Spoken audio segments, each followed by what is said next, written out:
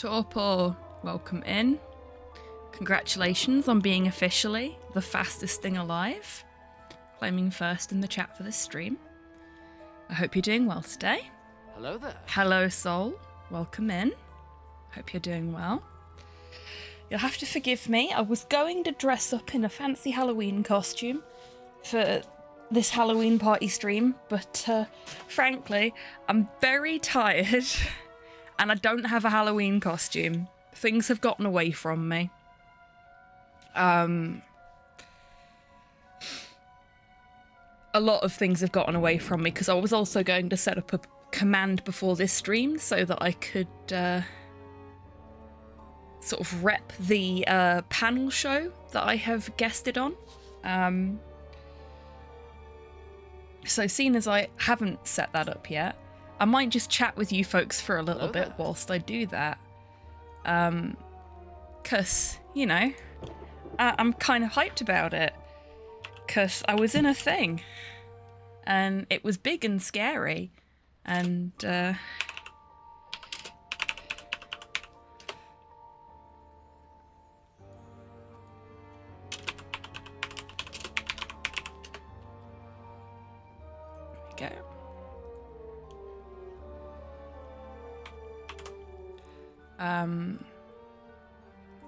Yeah.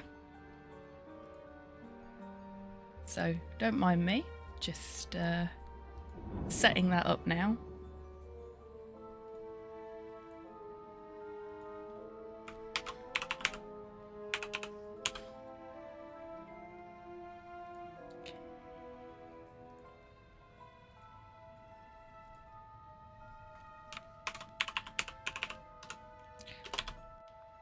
Hello, Rocket. Welcome in. I hope you're doing well today. I could have worn Poundland Cheryl Mason, yes, Torpor, but that would have required me to actually go and put that outfit on after work, and I did not have time to do that, so I'm very tired.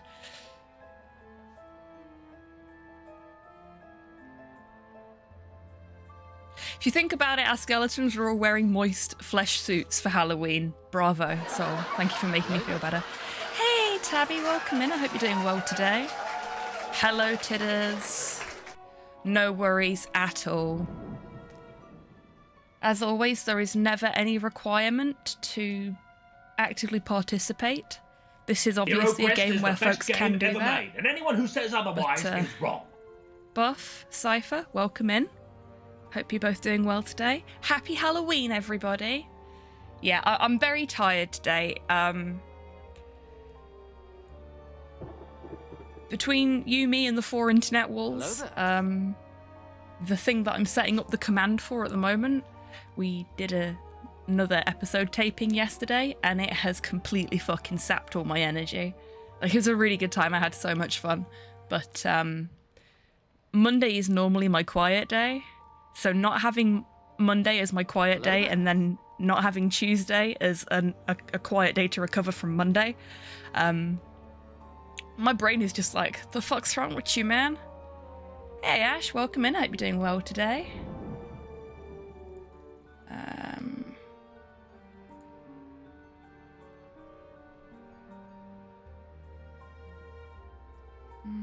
Where's the command thing gone?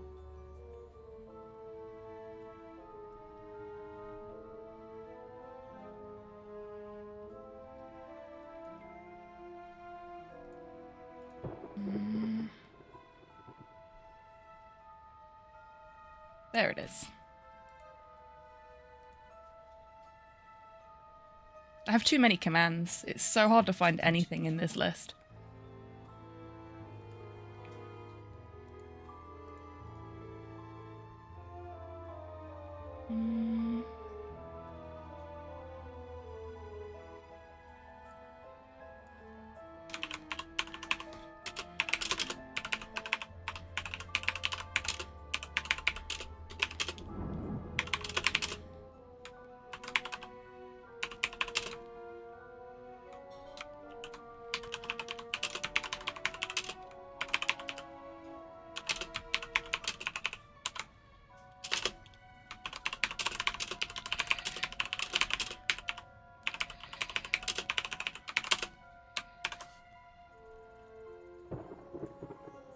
There we go. But a lightsaber. Oh, cool. What kind of lightsaber? Please do tell, Ash. Let's hope this works. There we go. So yeah, that's why I'm sleepy today. Because we were recording for low res yesterday.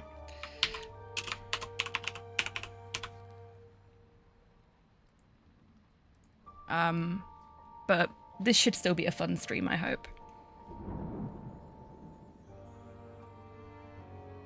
OGB combat grade, wicked. Very nice.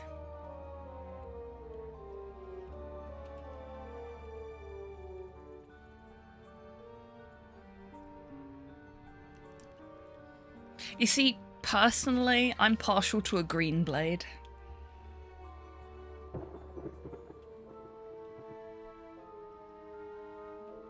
Okay.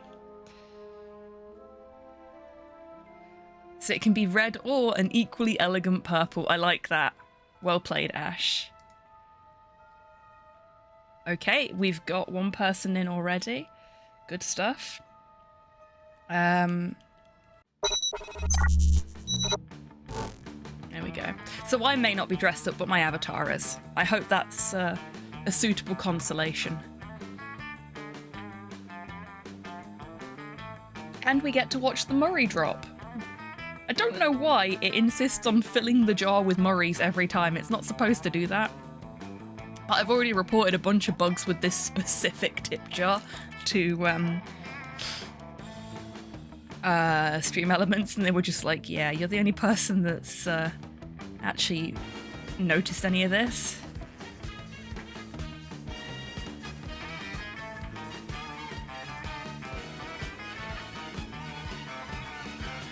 Mothman. Yes, Chibi Mothman has been here for a few weeks now. Need a few Murrays to make a Murray mince. That's very true. Bravo. Bravo. It's a terrible pun. And you know we love a terrible pun here. Yeah, oh, Soul, you absolute legend. Yes, folks, if you are wanting to get in on the game, Soul has very kindly donated some codes in the stream text chat in the Discord.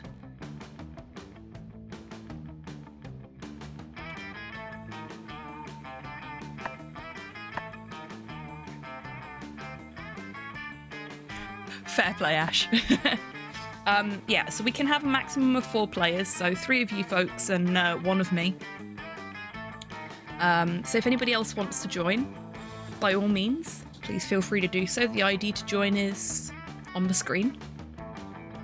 I also put it in the stream text chat in case anybody wanted to get involved earlier.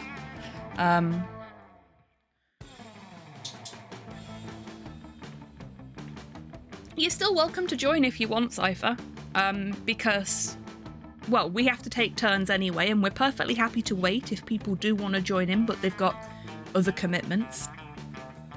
Like, I don't have to worry about that because Slow's going to deal with it. But if you do want to join in, please don't feel like having candy handing out obligations restricts you from being able to. We're happy to wait a little bit. Hey, Flo. The devil and he shall appear. Well, I said that because I could hear you moving about. You are this house's kaiju, after all.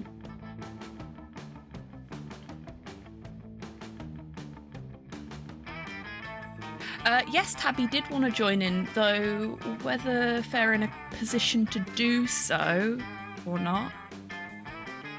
If you're showering, but after that I'll be more free. Cool. So the plan tonight is, depending on how much interest we have, we'll either do 1 game or we'll do 2 games. As it stands at the moment, it's looking like it's going to be 1 game because we've only got Soul who's jumped in, but I am happy to wait a little bit longer and sort of have a chat with folks.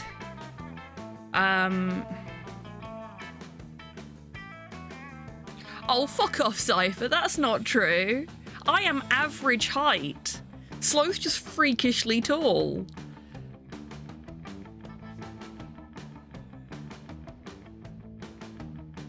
You cheeky shit. I'm only 5'4", which is affirming on the small girl needs for a goblin. No, I am average height for someone of my age. I'm 5'5". It's a suitably average height.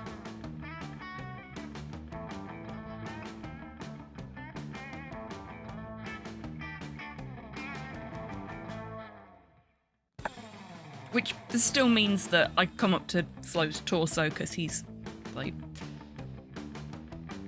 6 foot something. See?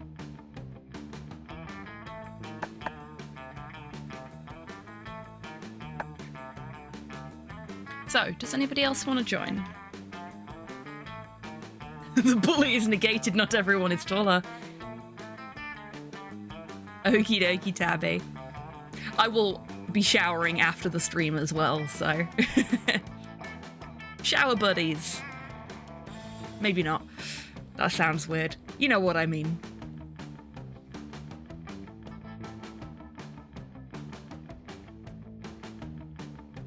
If only one game, we'll just have to do Monster Prom 3 sometime. Yeah, maybe. No bully. No, I know.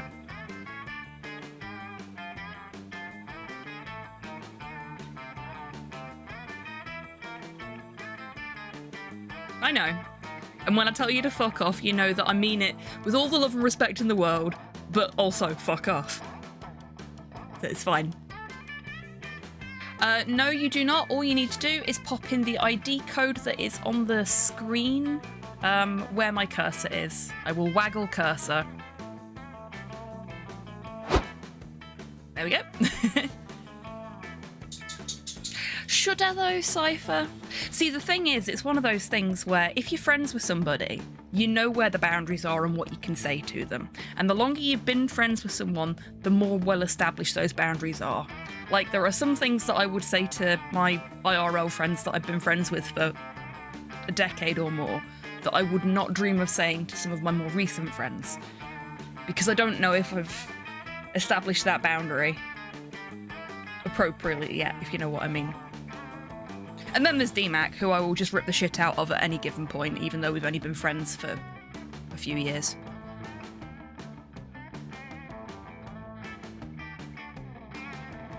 But that's okay, because he does the same to me. We have one more space. I don't know why I did that. We have 4 more spaces. No, we have 1 more space, if anybody wants to join in. We'll give it a little bit of time. And just have a little chat. And then I'll start us off, whether we've got another player or not. But yes, I hope you've all had a good All Hallows Eve so far. Oh, very nice, Cypher. That's exciting. Oh, Tabby's gone smiley face. Just waiting for things to load. No worries at all.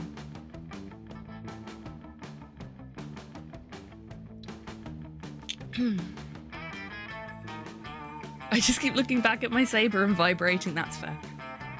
That's fair. I think I would do the same if I had a lightsaber. I do not own a lightsaber. It's on the list, but not for a long, long time. Mobster Prom. Have I typed it wrong in the stream info? Or are you just saying that, Mazu? Welcome in. I hope you're doing well today. No, I have typed it right. Oh, thank fuck for that. I have a really bad habit of hitting B instead of N when I'm typing things. So I was just like, shit, did I do it again? I mean, it works when I'm talking about,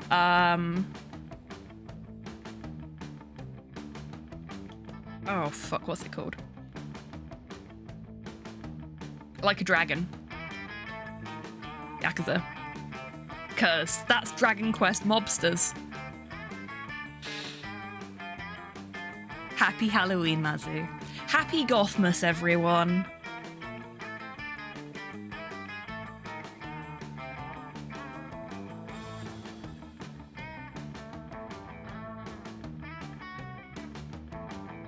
Oh, Ash. But it'll be worth it.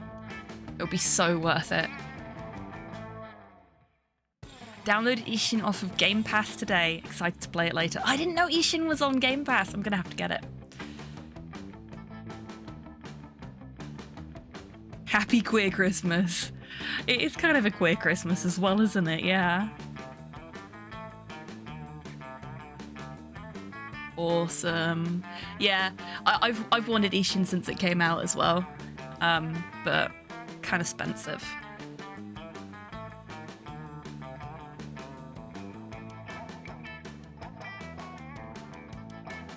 I love how funky the menu music is in these games.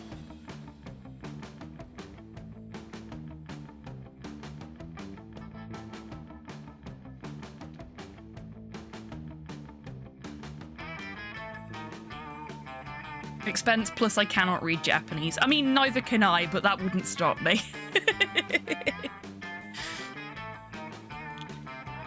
That is the biggest bar of entry, yeah. Ooh, good plan, Mazu. Very on theme for the day as well. Love it. Love it. How's it looking, Cypher? Are we loaded? Fuss nuggets. That sounds like a no. You having issues?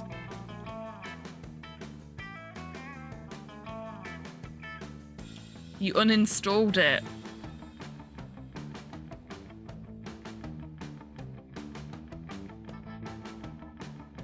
To download a Cyberpunk patch. Oh no. Should we carry on without you then?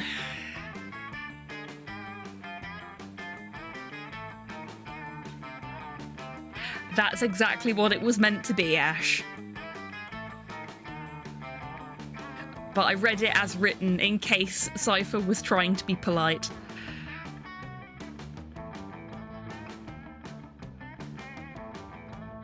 Give you a minute. Okay, okay.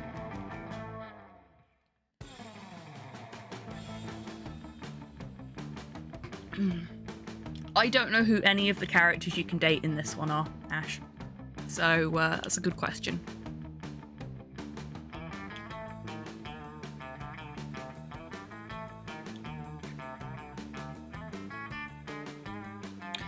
Ghost Girl's in the first one. Because Tidders went for Ghost Girl in the first one. I went for the werewolf because he's head empty and I find that adorable. Okie dokie, Cypher. Half of the same as before. There's the head of the coven and I forget the rest. Okay. She's firmly my type, what can I say? Player 4. Who is player 4? Is that you, Cypher?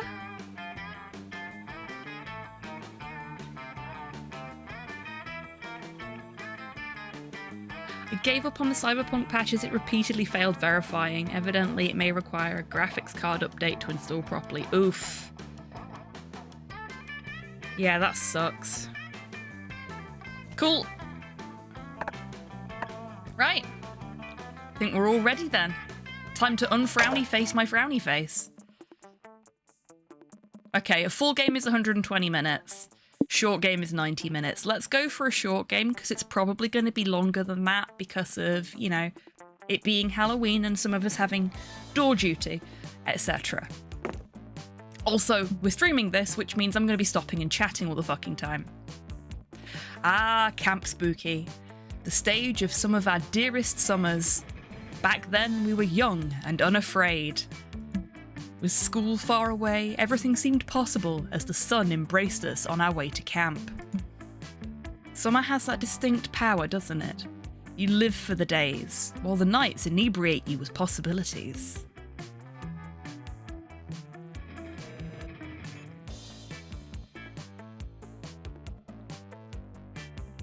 What's this?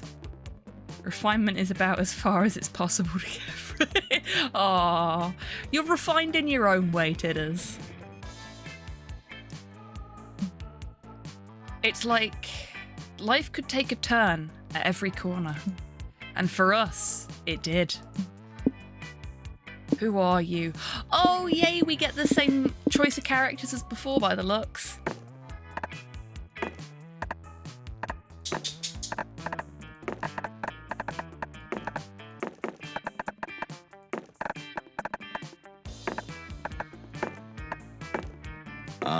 Sure.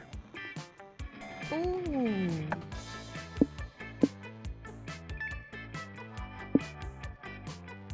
Sudoku Rubik Cube. That looks like a nightmare and I kind of love it. Uranium lipstick. I'm gonna have some griffin pasta. North-facing moss. Swole floaties. I kind of love them. Oh, yeah, so we're giving away 3 games tonight, seeing as it's a special occasion. I've picked 3 sort of high quality. Air quoting that because I've not played them myself yet, but they are very well rated and fairly high priced. Horror games. There will be 3 people drawn from the pool of entrants. If we don't have 3 people, then only the first 2 games get given away, but I will draw the games in order. So it'll be Deathmark, then Coma, and then I don't know why oh, it's done the thing again.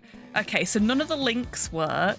I'll fix that in a minute after I finish sorting my character out. And then Daymare. The smallest violin. Yeah, we're gonna be sassy. And do I want the Rubik Cube or do I want the sketchbook?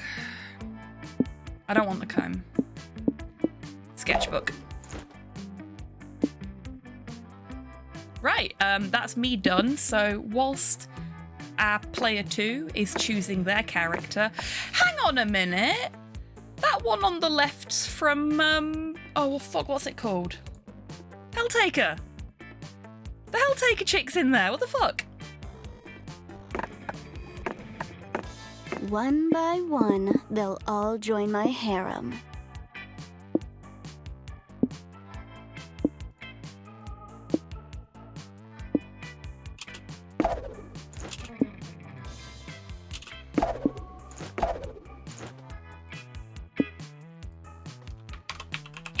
Right, that should have fixed the URLs. Yeah, there we go.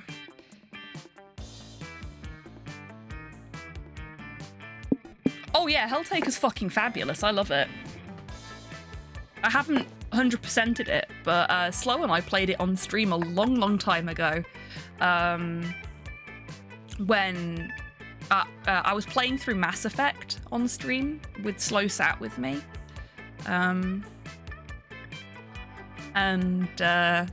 Yeah, I broke the Mass Effect save because I'd added some mods to Let's go! improve the quality of life on it, and it completely fucked the game up and fucked my save.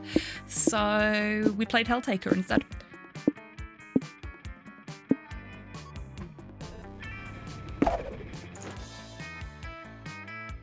I'm just sort of surprised to see the Helltaker chick in this. It's great. Love it.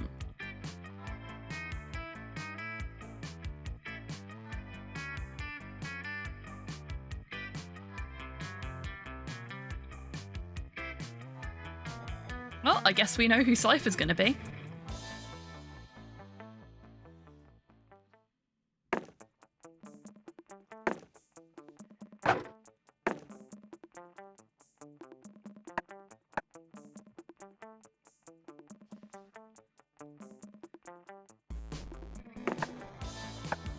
I hope I packed enough socks. That's cute.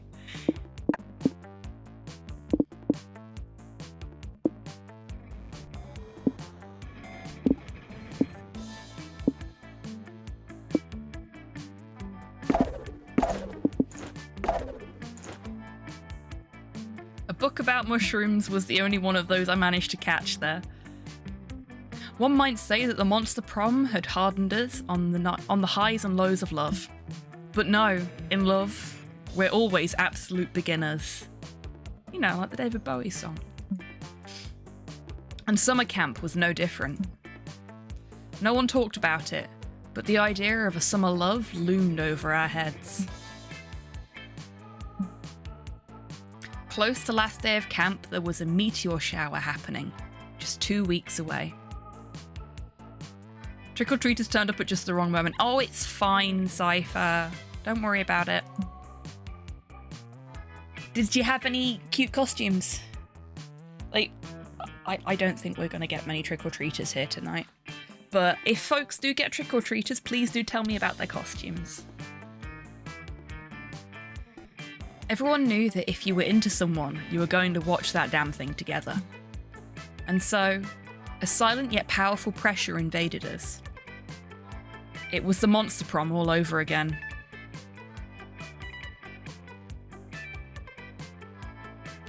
Oh my, Cypher. How rude.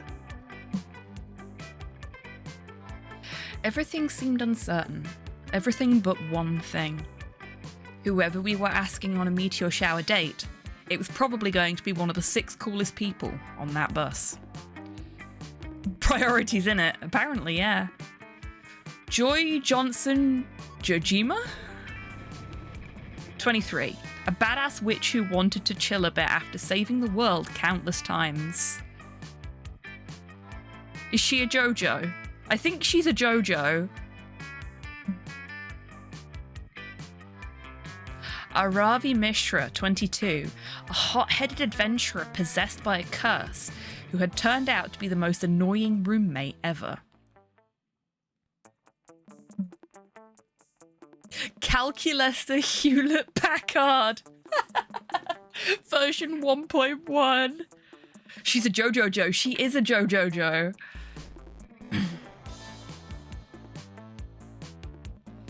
She's not colourful or flamingly gay enough to be a JoJo, to be fair. That's true. She looks a little bit like Lisa though. Ah, Goth Girl is the head of the coven from the first game, I see. I like Calculester already. What a cutie. A library computer who had become a sentient robot ready to experience life to its fullest. Oh, that's so cute. Dahlia Aquino, 20, a buff blue demon and warmonger who had set her sights on conquering summer next. She looks like she's fun. We do love a giant blue demon mother. We do like a giant woman here. We are fans of the tall ladies. We even have a command for it. Damien LaVey, 21. A fearless demon with a taste for destruction and a love of fire. He likes arson. Oh, you're pretty. And Milo Belladonna, 23? A Death Reaper doubling as an internet influencer and who was profoundly in love with life and all its earthly pleasures.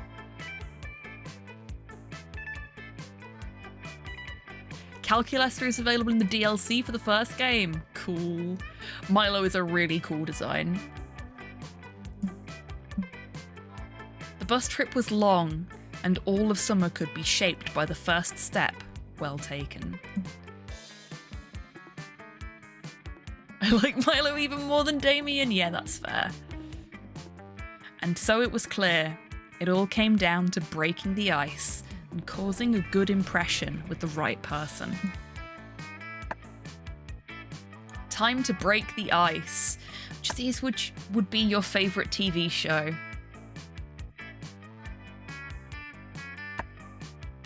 I really like documentaries. Like, I'm just gonna go with my own answers here.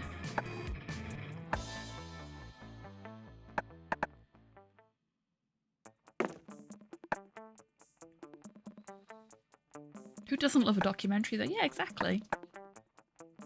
So Sol's gone for house flipping shows. Tabby's gone for some animu. We do love a bit of the animu.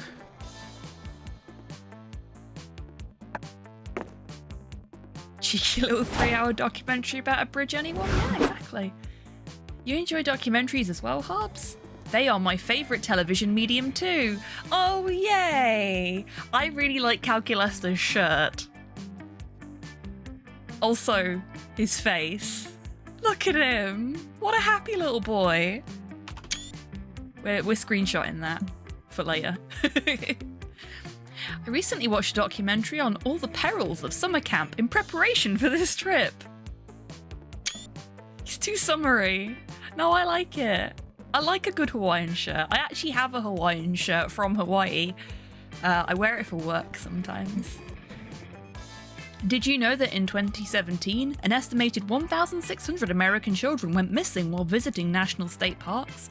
Never to be found. Completely inexplicable.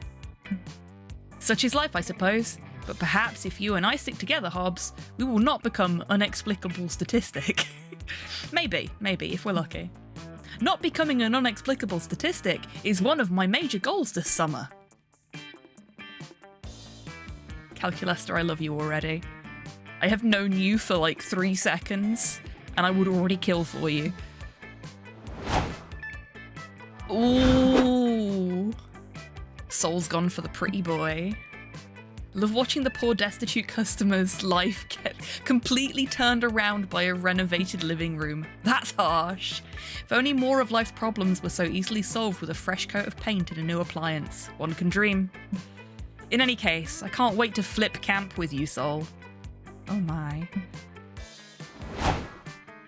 Oh, Tabby got Dahlia. Fuck yeah, I love anime. We got so much to talk about now, Tabby.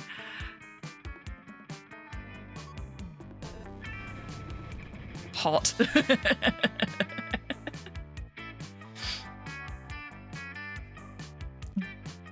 What's your preference? Shonen or shoujo? Dub or sub? 90s animation style or modern? I've got a whole folder on my phone of my favourite anime fight scene clips. We should binge watch them on the way to camp and try to recreate them this summer. Roro. We'll do a little more than just flipping if I have my way. Oh my. You filthy animal. I'm gonna United States to smash her ass to hell and back. This is gonna be awesome. Oh my. I don't want to hit the loot button again so soon, but... You filthy animals. Oh my. No, don't worry about it, Tabby. It's fine. Nice, Cypher. I love fantasy adventure shows. I didn't know you were a fan too. She's super cute. I love her. She's just like me, for real. I love her outfit. And her nails. Look at her nails. They match her eyes. I think the lewd button is going to be calling us daddy by the end of this. You filthy animals.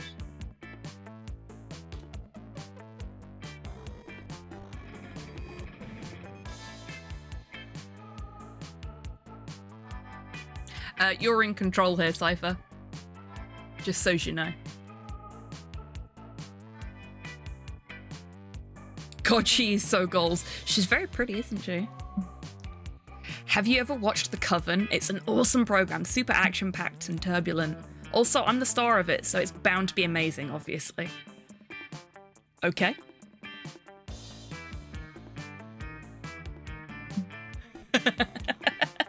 And hey, maybe if you hang out with me over camp, you could feature in a cameo episode. Would you be into that?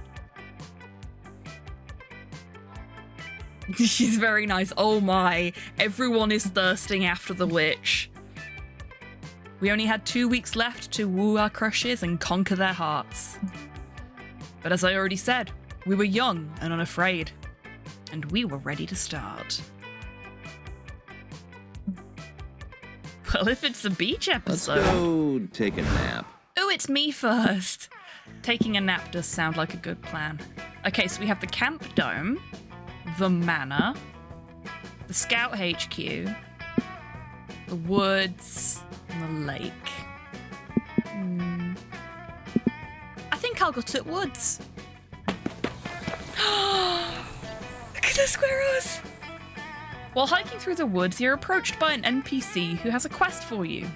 You can tell she's an NPC because she only says the same 4 things over and over and keeps doing the same idle animation.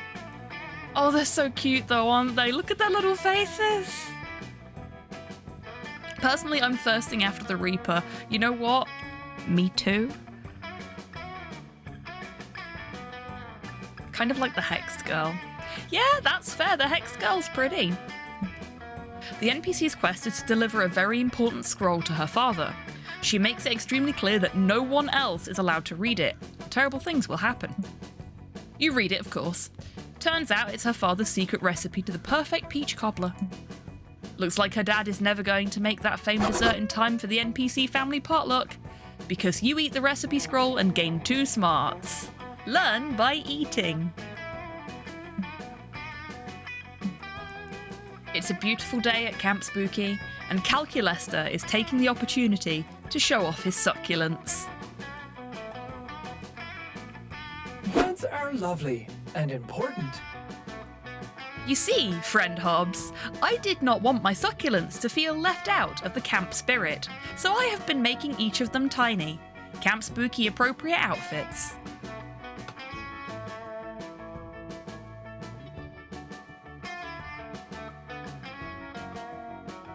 He made his succulents summer camp outfits. Ooh. He said ooh! Each one will be receiving a tiny scout sash, with even tinier scout badges, and individual bathing suits they can wear while I spray them with mist. I love him. I love him so much. I didn't think I would, but I do. Calculester is so adorable when he talks about his plants. You can't help but stare lovingly into his face as he speaks. Who the fuck is that? Hair. Oh, that's cool. Well, well, well, why am I not surprised? Yet another camper staring intently at a screen instead of enjoying the great outdoors. Hey, steady on. Like, I love your outfit, but don't be a dick. Camp Spooky isn't about using electronics, it's about engaging in classic activities like scouting and swimming, and doing manual labour to benefit the camp. Oh, a boomer! Yeah, we found the boomer. And yet here you all are, on your phones.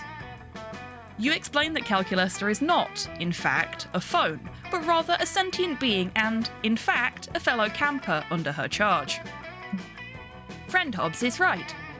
Friend Camp Director Miss Weaving, you and I have interacted multiple times.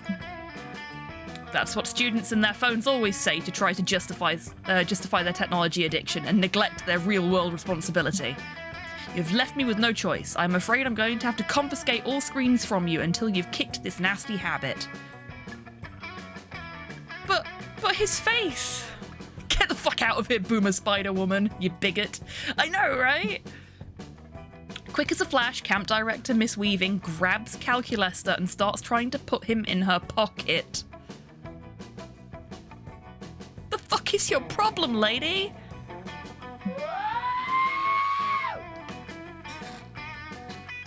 I did the R2 scream!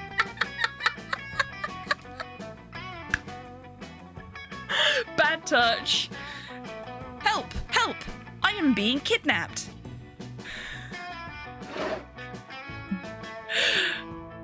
Okay, no. Calculester was the perfect one for me. Not okay. No, this is not okay. Do not try and put people in your pocket without their consent. Bad touch. No, you're not. You're being confiscated. There's a huge difference. Has to do with whether I consider you a person or not. Oh, steady on.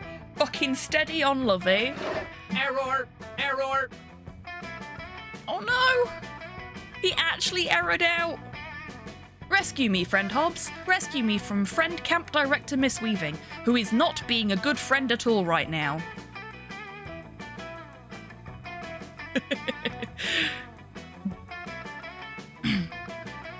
You can't let Calculester be kidnapped. Computer napped? Confiscated, whatever. He can't be taken away. You need to find a way to convince Camp Director Miss Weaving that your relationship with Calculester is far from an unhealthy addiction.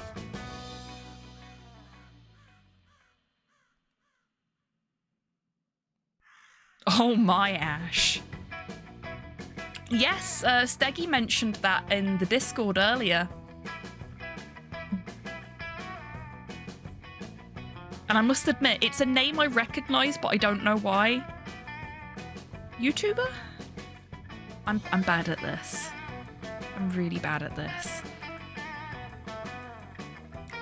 Given your history of spending all your time and energy trying to impress one classmate with no regard for school or extracurriculars, this may not be true, but you still need to convince her. Thank you, Tabby. YouTuber derogatory. Right, okay. Thank you for the clarification there.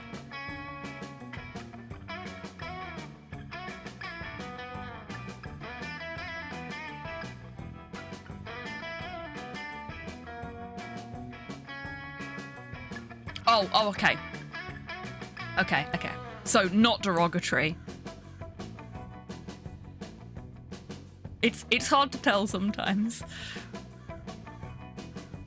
I just decided I wanted to be derogatory towards YouTubers. Oh, that's mean. We like YouTubers.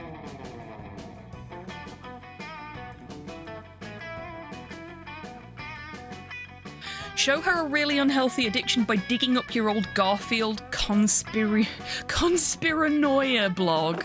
Show her you're addicted to sex with machines, anonymous computer...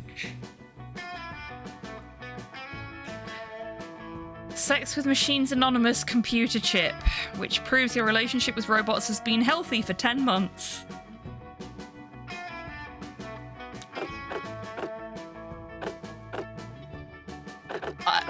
I don't think either of these options is good.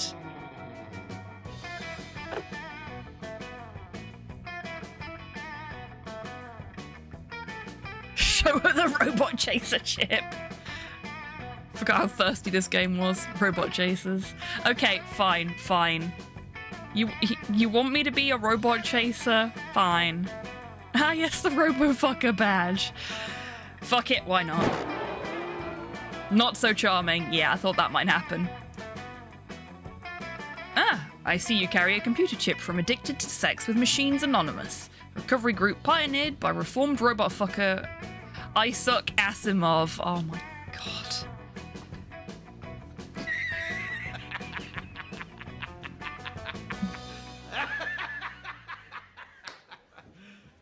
You serious? Wait just a second. This isn't from Addicted to Sex with Machines Anonymous. This is from Addicted to Sex with Machines, proudly not anonymous at all, and I'm going to keep doing it all the time. How dare you bend the truth to make it seem like you were seeking help to move past your robot sex addiction, when in reality you were just adding fuel to the fire. Everyone knows that the group you are a part of encourages wanton, reckless, constant, mindless, promiscuous sex with machines as much as possible, as often as possible. Oh shit, he's happy with that. Oh my. Friend Hobbs, is this true? You start to protest, but you can't hurt Calculester further by lying to him more. You admit that it's true. I am disappointed. Aww. It would be not nice to kink shame someone, but it is also not nice to gain someone's friendship to use them for your robot sex addiction. You tell Calculester that it may have started out that way, that at first you only saw him as a means to an end, and the end was kinky, addictive robot sex. But the more you got to know and love him, the more that changed, and now you genuinely love him for him. It is too late, unfriend Hobbs. My trust has been broken. Just as your 10 months of robot sex chip will be, since I refuse to engage in robot intercourse with you. Erasing memory of this mess. Please, friend camp director Miss Weaving, go ahead and confiscate me. There is nothing more for me here. Fuck.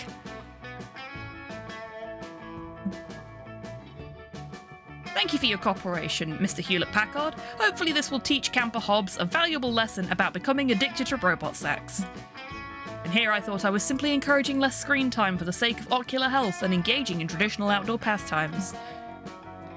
But this is Camp Spooky, so of course this would somehow uncover a sex addiction. I need a vacation from summer vacation. I got Robloxed, yeah!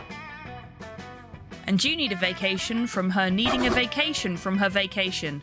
You're also really craving some kinky robot sex, but all you get is -2 fun and -1 smarts. Let's do it by the book.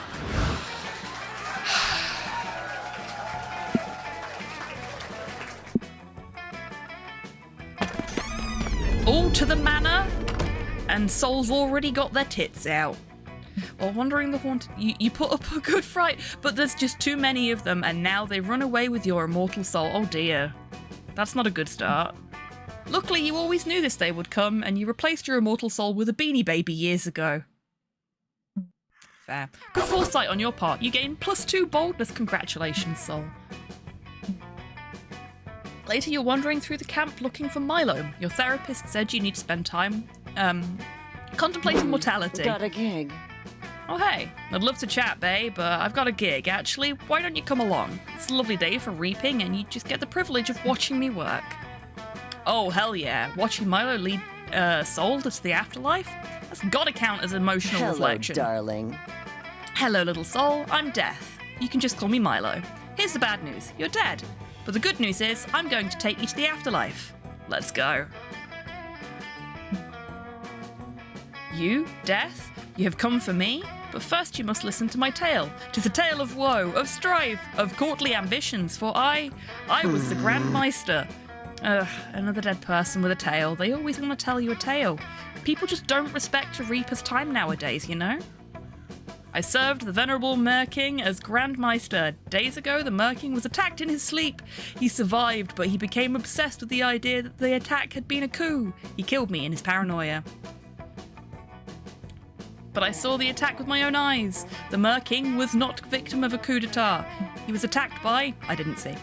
The beast was a doggish thing, covered in the thickest fur, and it pissed all over the king's chamber. The room was positively drenched.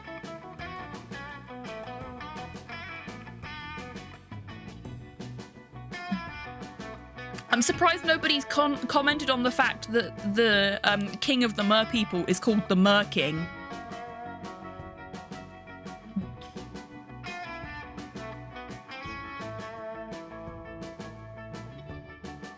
I've ducked out of the game because I noticed the captions had shat themselves. I don't know if they're going to do it again. Ma? Yeah, I'm surprised at you lot. Oh dear, Milo wasn't listening.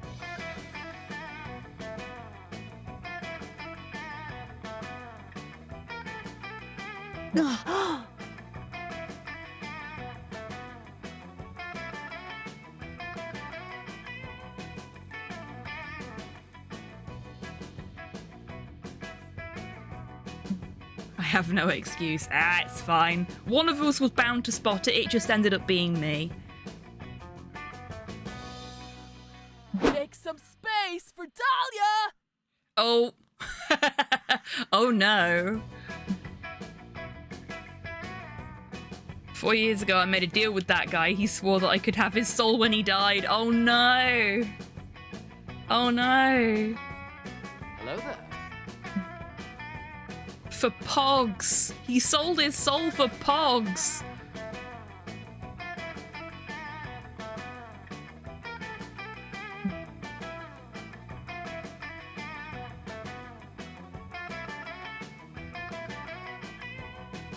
Good trade, to be honest.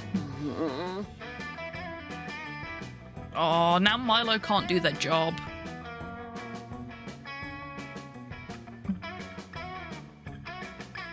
Four Pogs. 4 Pogs. Not a lot of Pogs, just 4.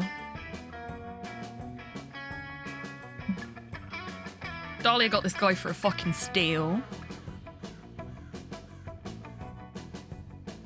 I do actually remember Pogs, also I get that reference. Yeah, same. Make it rain Pogs in here. Ooh, decisions.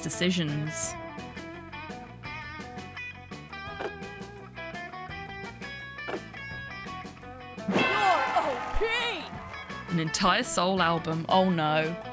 Someone's letting fireworks off. This is going to be an interesting stream. It's okay, buddy. I got you.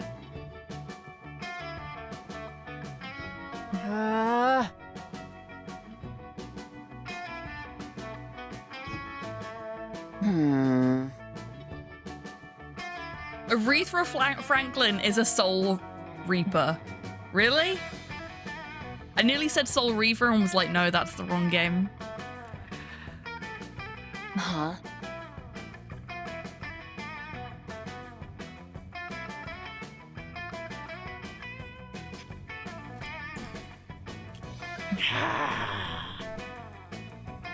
Gotta go.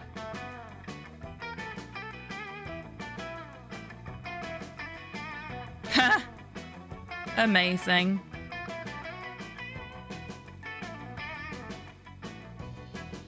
Would be surprised if they did a crossover. She's dumb and excitable too.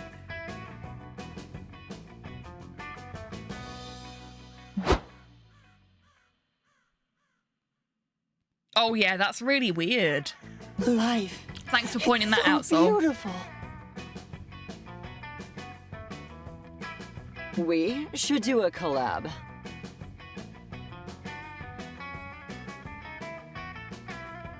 I don't know who they've got doing Milo's voice, but I like them. Souls for Soul, indeed.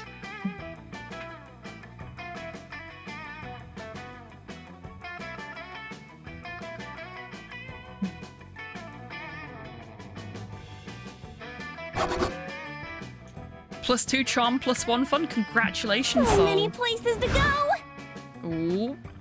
Where's Tabby gonna go?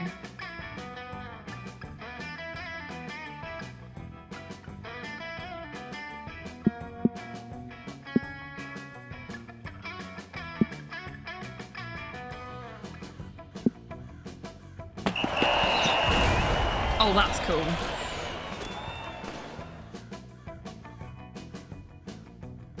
All do thumb wars. Fabulous.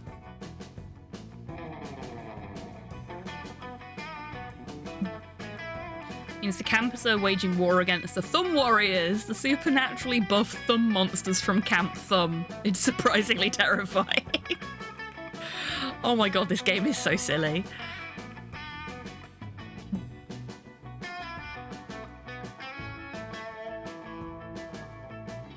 Yeah, a little bit. You all were sure to lose, but thanks to your quick thinking, you hatch a plan to fight the Thumb Warriors with their greatest weakness. Predators without opposable thumbs. Okay. Some may say that your team sicking a pack of rabid mountain lions on the competitors is cheating, but you prefer the term strategic. You gain +2 charm.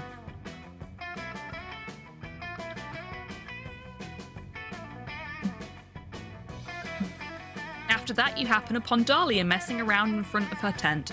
Looks like she's surrounding it with bear traps and pictures of herself saying swipers no swiping. I understood that reference.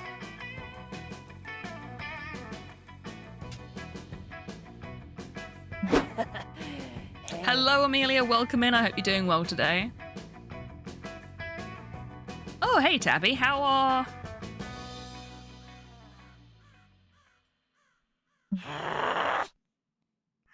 If you could go over it a bit slower, I can read it, Sol. Ow, damn it. Dahlia stepped in one of the bear traps while walking up to you. She yanks it off her foot and proceeds to mangle and take revenge on every last one of them.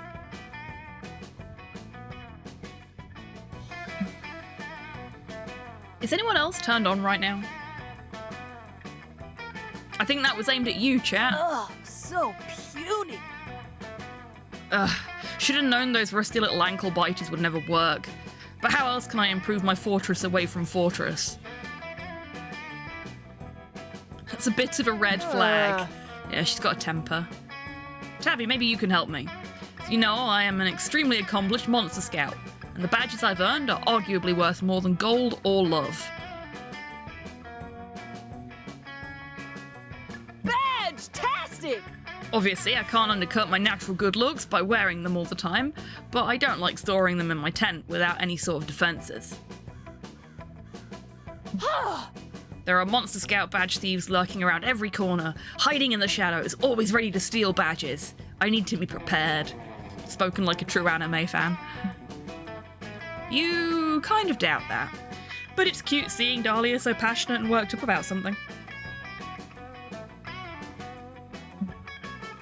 In your silence, she goes back to punching the bear traps. Now's a good time to brainstorm. How can you fortify her tent to ward off badge thieves?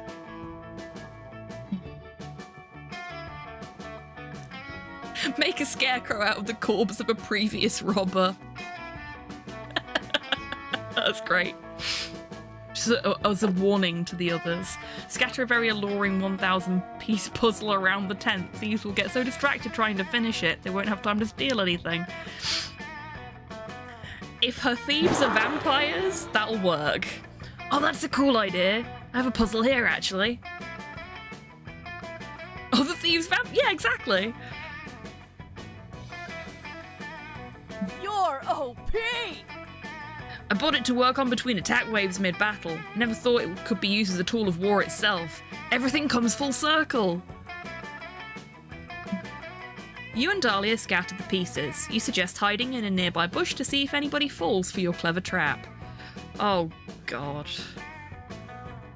You're just gonna catch a random vampire, aren't you? Yeah. Let's do it, but first, I'm pretty sure I see two pieces that go together. Let me just join those oh no. Never mind. Wait, here's two more that fit. I think this is a corner piece. What picture is this supposed to make anyway? You try to pull Dahlia away, but she's completely enraptured by the puzzle. You're pretty sure you hear footsteps behind you, but she won't look up. Stop distracting me, Tabby. I've almost found which piece this part belongs to.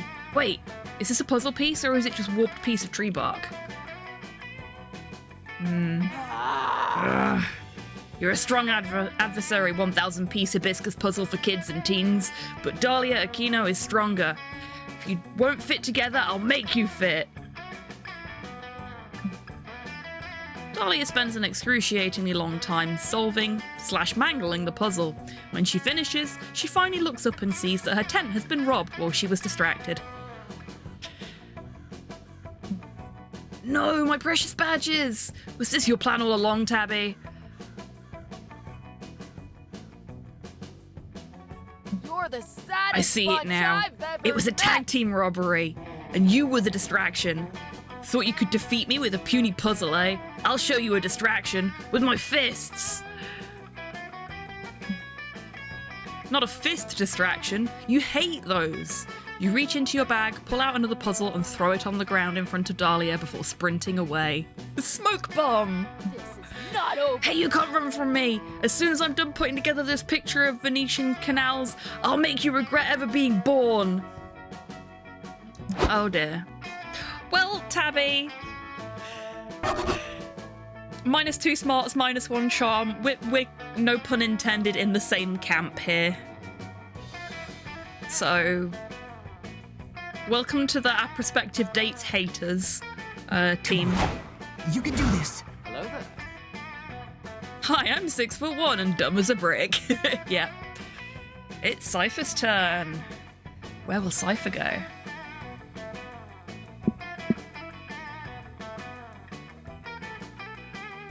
Hello there.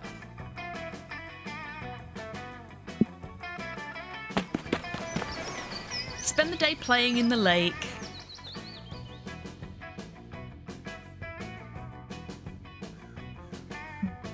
Everything is fun until you're mesmerized by a strange song. It's the sirens! Shit, the fuzz are here. They try to lure you with their beautiful chants, but you know better and challenge them to a riff-off.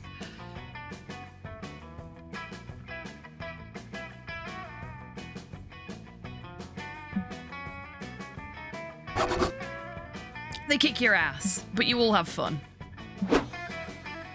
Oh wow, that's a nice swimsuit. And hey, it my boy from the first game. After that you leave because you agreed to join Joy and Scott for their latest photography class shoot, thinking maybe this time there will be some nudity. It's nice, isn't it? I mean, it's not my cup of tea, personally, but she's working it.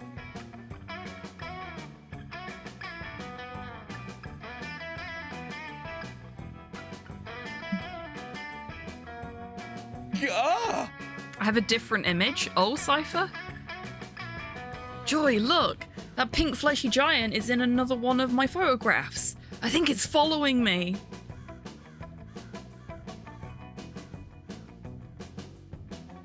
Uh-oh. Typical. Maybe you should try taking your finger off the lens. Oh, Scott, you precious idiot. Ah! Oh, wow! Thanks for the tip, Joy. Maybe if I remove my finger, I'll get an even better view of the creature. I love him. He's head empty, and I love that. You do that, buddy.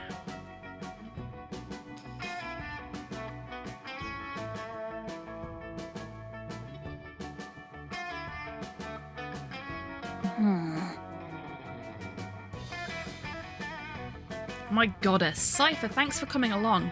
I love Scott and this class has been good for him, but sometimes it's like taking photos with a pile of bricks. Time has not healed this man. If anything, he's dumber. Yep. I'm okay with that. Joy, Joy, look! I found a bush! Oh, my precious baby boy. Bush noises. Bush noises indeed. Wow, you found a bush in nature? That's incredible. Wait, that's not a bush.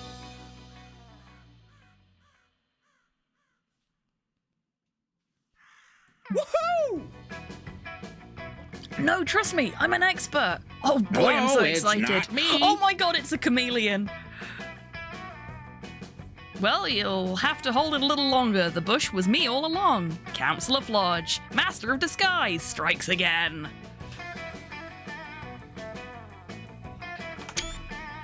I like his happy face.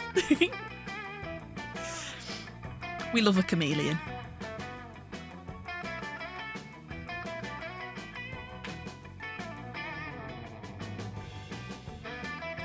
Whoa! Whoa, I totally thought you were a bush, bro. You even smell like leaves and dog urine, just like a real bush. Happy Halloween, Pudlord. Welcome in. I hope you're doing well today. Seriously? Did you actually paint yourself green? You're a chameleon. You can change the color of your skin.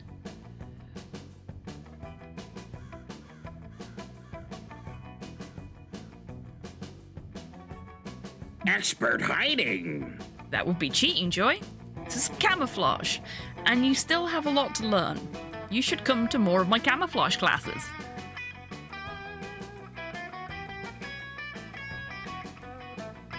Sometimes you gotta procrastinate for a bit, Pudlord. Pass. I can use magic anyway.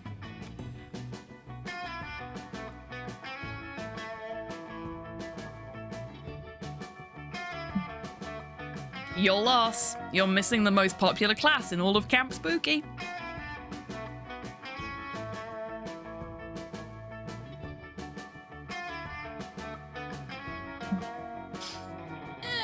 I find that hard to believe.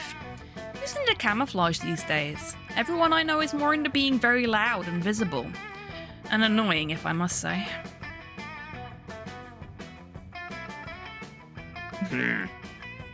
What?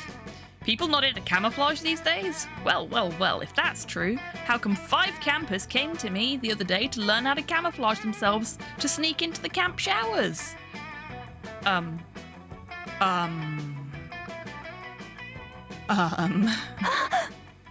What? Please tell me you didn't teach 5 campers how to hide undetectably in the bathrooms.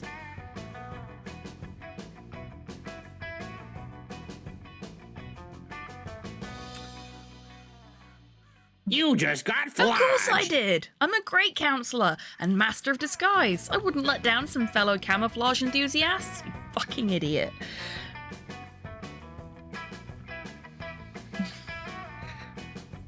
But you did realise it was totally for perverted sex reasons, right?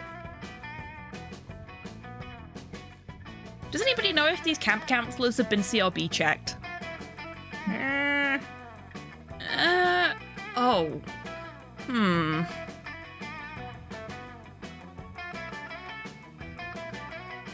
Head empty.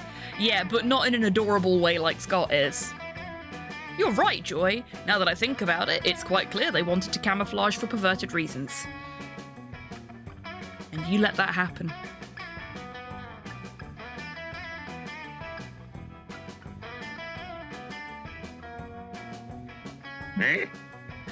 I was so enamored with the fine art of camouflage, I forgot it could be used for evil. Ugh. God damn it, Flodge.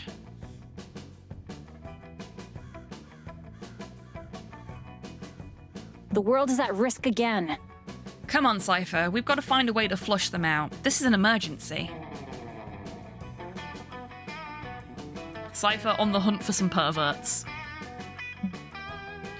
Out-disguise them by camouflaging the entire bathroom as a parallel dimension where nudity does not exist.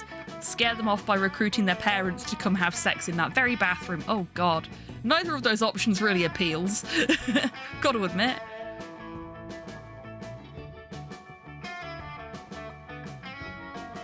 Both are amazing. I'm glad you think so, Ash. What will Cypher go for? That's pretty twisted, but I guess peeping on folks in the bathrooms is even more twisted. This is the only way.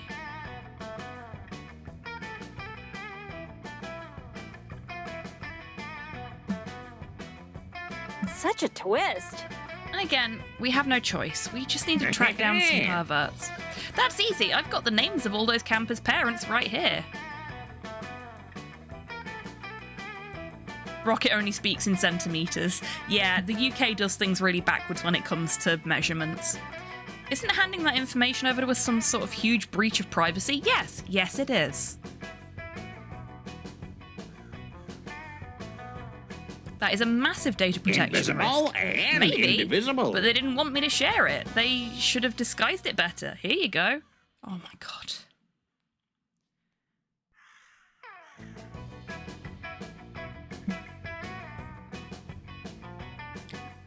You take the data Flodge gives you and plug it into Facebook, which is where all the parents hang out.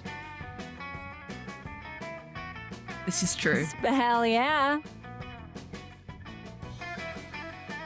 Success! Brennan and Bridget bang a lot. Parents of Hunter, the voyeuristic leprechaun, seem like a willing pair. Oh my god.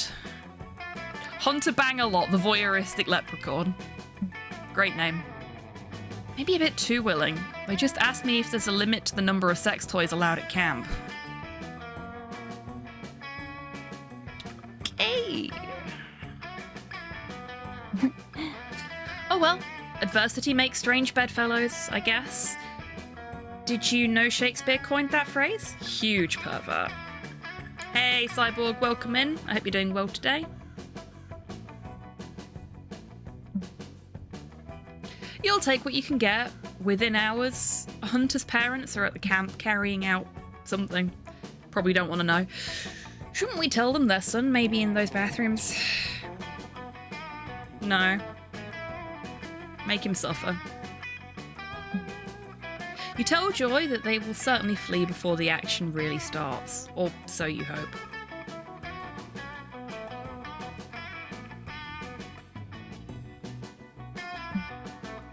They strut into the bathroom and moments later a leprechaun, 3 kappas and a cock elemental come running out and probably straight into therapy.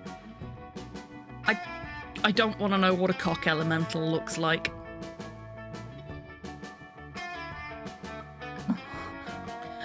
The perverts are gone, but Brennan and Bridget are still in there. Do you think we should... No, you know what? Let's just let this run its course. Hello there. Hello, Alex. I'm sorry. Hello, cock elemental.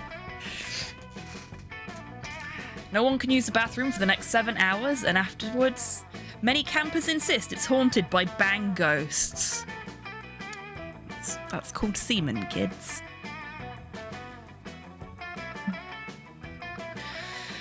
Still, that's a small price to pay for safeguarding Camp Spooky from perverts. You gain +2 charm and +1 creativity.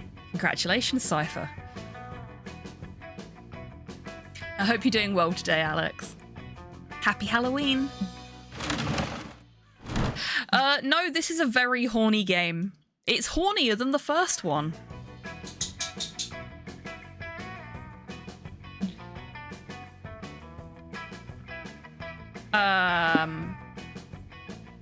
So everybody has to choose a colour. I think it said there, but Cypher still had control, so... And I think Cypher still does have control.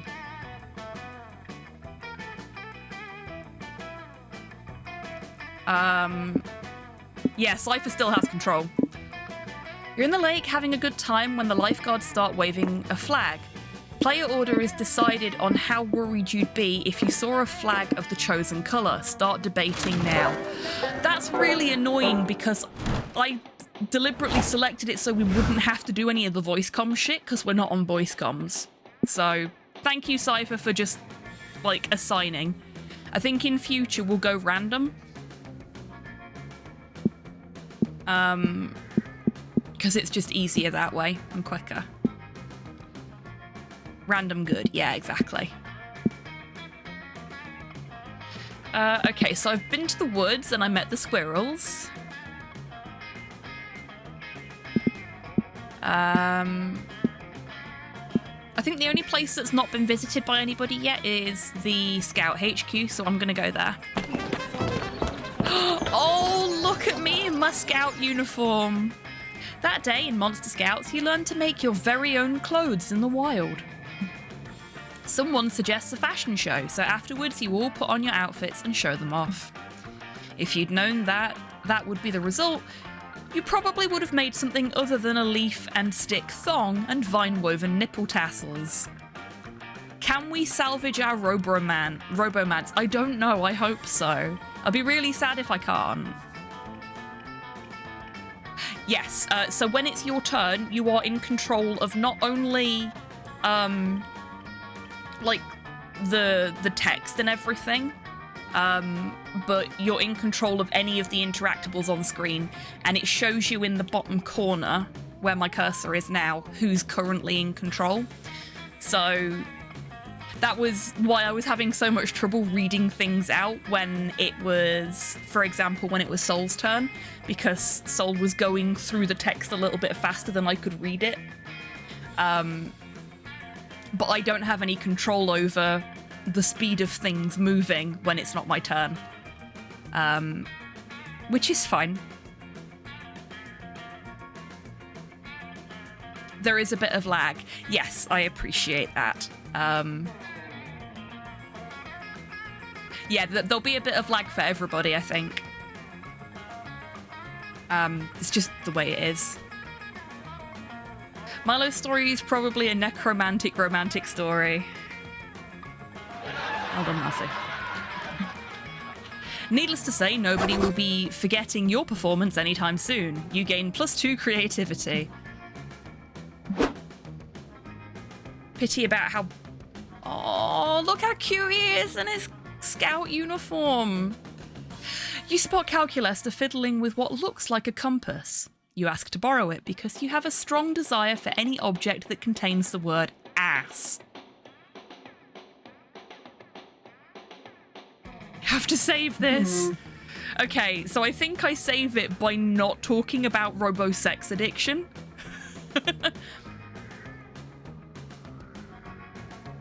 Though it pains me to deny your request, Hobbs, I simply must decline. This is an experimental compass which I'm using for a special project.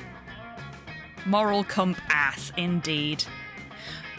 Now, I wonder if Calculester is no longer referring to me as friend Hobbs because of what happened in our last interaction, or if it would have always been like this.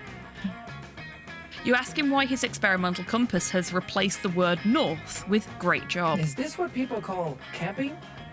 For encouragement. You see, this is no ordinary compass. What I am attempting to construct here is a moral compass. Oh my god, he's making a moral compass. Did you know that, Masu?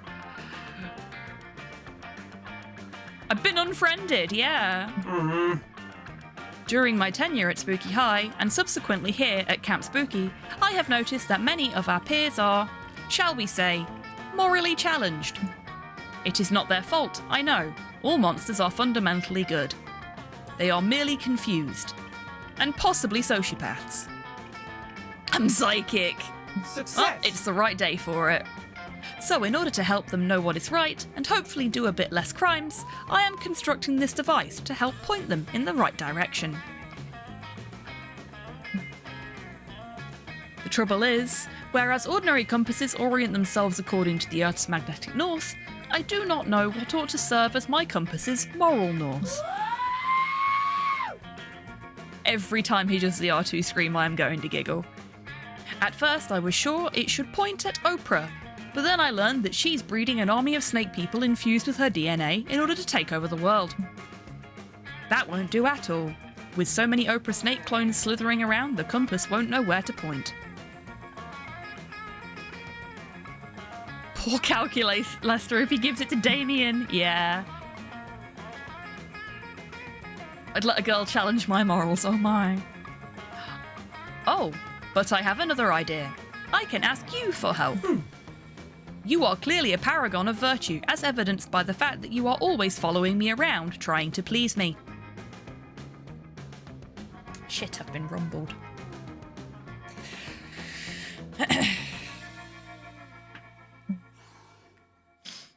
What do you think I should use for my moral north?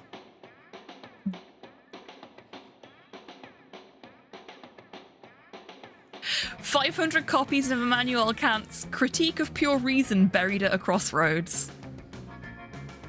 Whoever's at the top of the official World Karma scoreboard.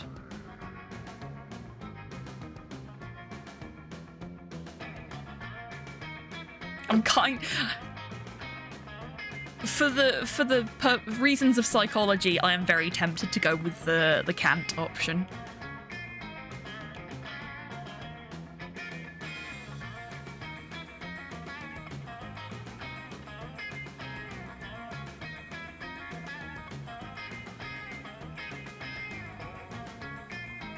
Also, that's a static point. This could change.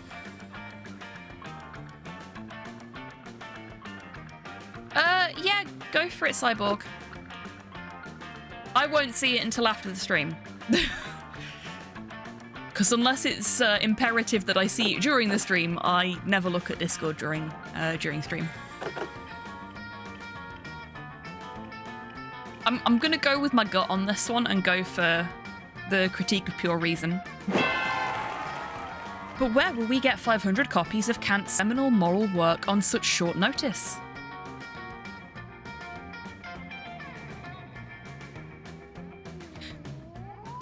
Calculester is a being of reason. However, 500 copies of Kant's Critique of Reason. Amazon? Yeah, could do. Is a static moral point. Calculester's moral state might change. Oh, you've already got them. The last page of the Critique of Pure Reason reads, "By the way, the greatest categorical imperative of all is to go out and buy 499 more copies of the Critique of Pure Reason." Success achieved. Thank goodness you decided to express your morality through consumerism, Hobbs. How very modern. Come, let us bury your books.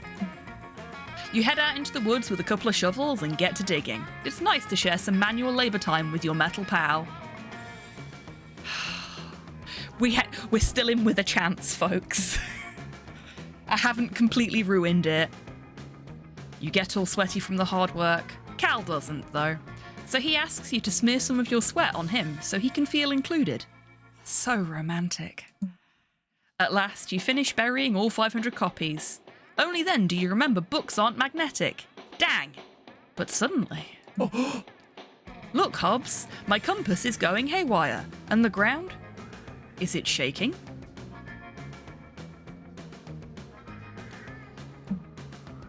It is indeed. From the pit full of books, a glowing blue hand emerges. I am happy. Oh my! It appears the books we planted have sprouted into a morally ideal person. It's just as Kant wrote in chapter 7. The morally ideal person rises from the dirt. Their eyes glow with golden light. They have big titties and a huge wiener. There we go. Hello, morally ideal person. What is your name? The only name that is categorically correct to have, says the apparition. Douglas. Hello, fellow organic life forms. Hello, Douglas. Would you like to be the moral north for the compass I am making? Well, says Douglas, I was going to travel the earth righting wrongs with my supernatural powers of moral reasoning. But it is categorically imperative to do nice things for people when they ask you to. Very well, I will stand here for eternity in order to power your dodgy compass. Wow, you truly are a paragon of virtue. Thank you, Douglas. I will come and visit you all the time. By the way, can I call you Doug? That would be like calling Immanuel Kant Manny K, says Douglas. I bid you farewell. Indeed. I am already learning so much about moral reasoning. Farewell, Douglas. I shall visit you every day. Cal stays true to his word, and the lessons he learns from Douglas make him an even sweeter boy than he already was. As for you, you content yourself with +2 charm and +1 smarts. I'd call him Manny K, yeah. I may start doing that now. Let's go! M. Kizzy. Fabulous. Bravo.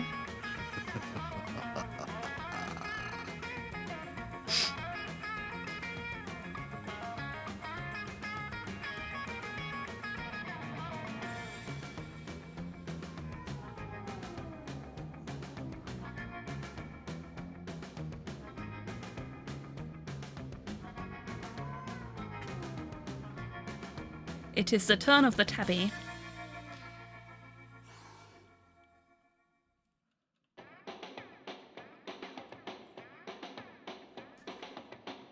But Douglas, it begs the question, is morality stored in the balls or the fat tits?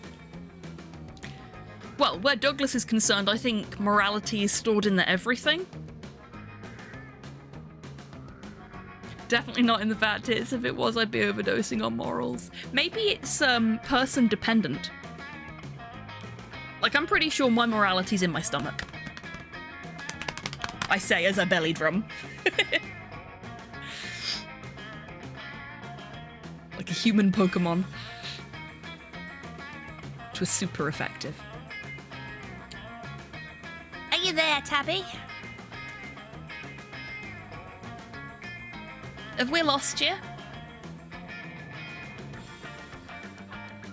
Oh, you bugger. My morality is stored in my ponytail. Okay, cool. See? It's person dependent.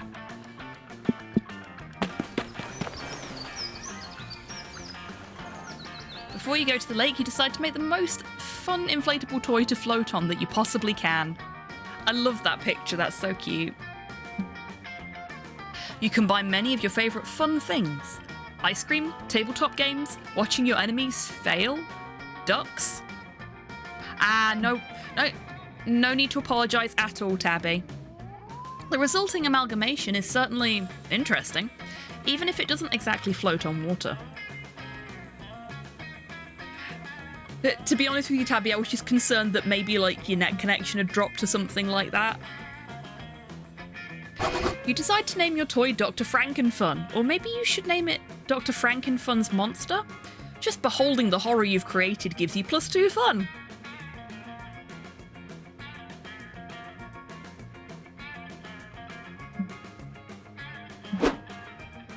Okie dokie, Tabby. You're minding your own business, smelling people, when Dahlia grabs you and drags you to the lakeshore. Ruh-roh.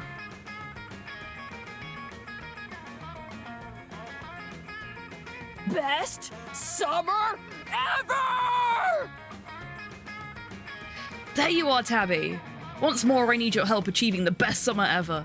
Critique my rock skipping technique. I like her swimsuit too.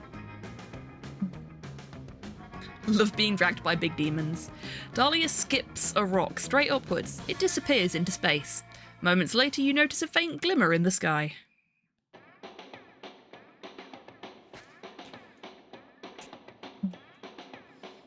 It's not Dahlia's rock or the satellite Dahlia's rock destroyed. It's a meteor.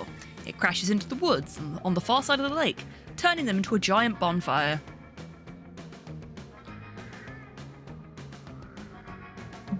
You gotta repair this too.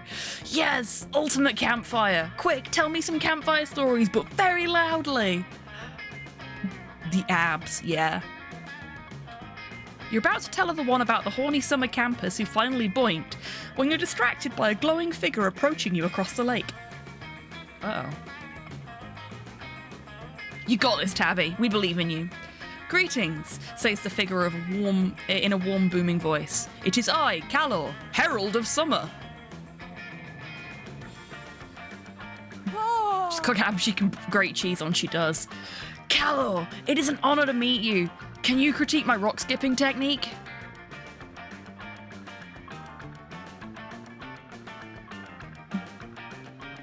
I am here on a much more important errand, says the spirit. Your passion for achieving the ideal summer has moved me. I have a quest for you. Herald? Oh no, we've pissed off the Fae. I have grown weak as of late due to a lack of worship. The heralds of the other seasons mock me and drain my power. I need you to... Bitches love quests, yes they do. Destroy them! I will do it, noble hot man! I was going to say talk to them and ask them to stop being such jerks, but honestly that sounds great if you're up for it.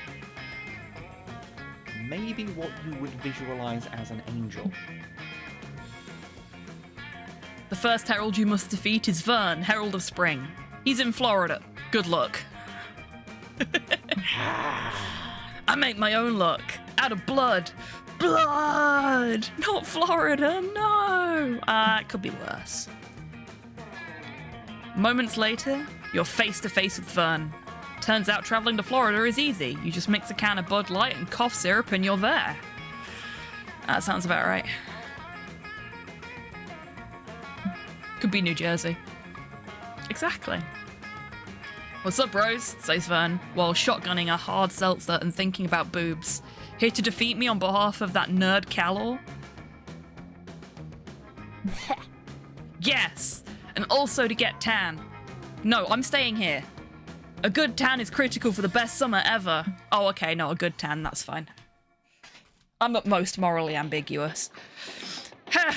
Says Vern, doing 3 keg stands at once by the grace of his divine might. Suck my Easter eggs, losers. Florida portal's easier to build than the Ohio one, yeah. No one can defeat me, he says. I'm gonna live forever. Spring break, woo! Both of these eggs. Aw, thank you, Mazu. You'll just see about that. It so happens that you know the perfect technique for defeating the Herald of Spring. Oh.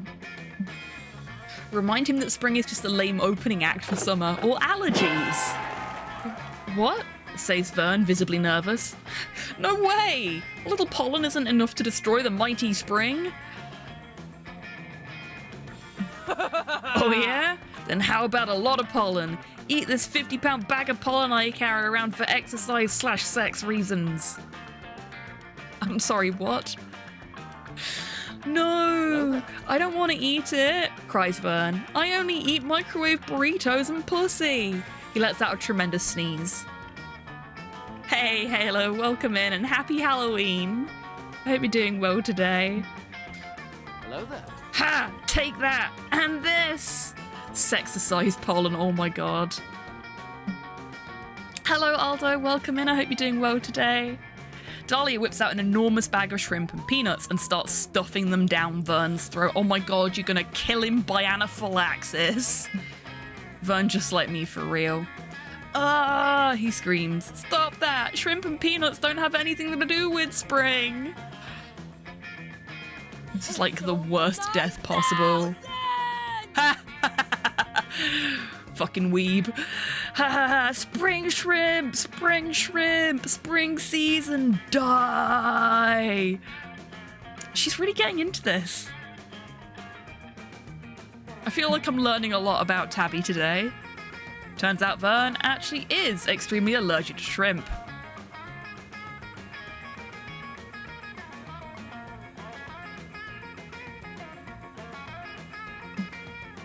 Or maybe it's the peanuts, or the bees, or the gallon jug of black fluid labelled Vern poison. Perfect, Tabby, bravo, bravo. Whatever the cause, Vern fucking dies like a loser, and you dance on his stunner shades. Summer forever! Yes! Yes! Summer is victorious!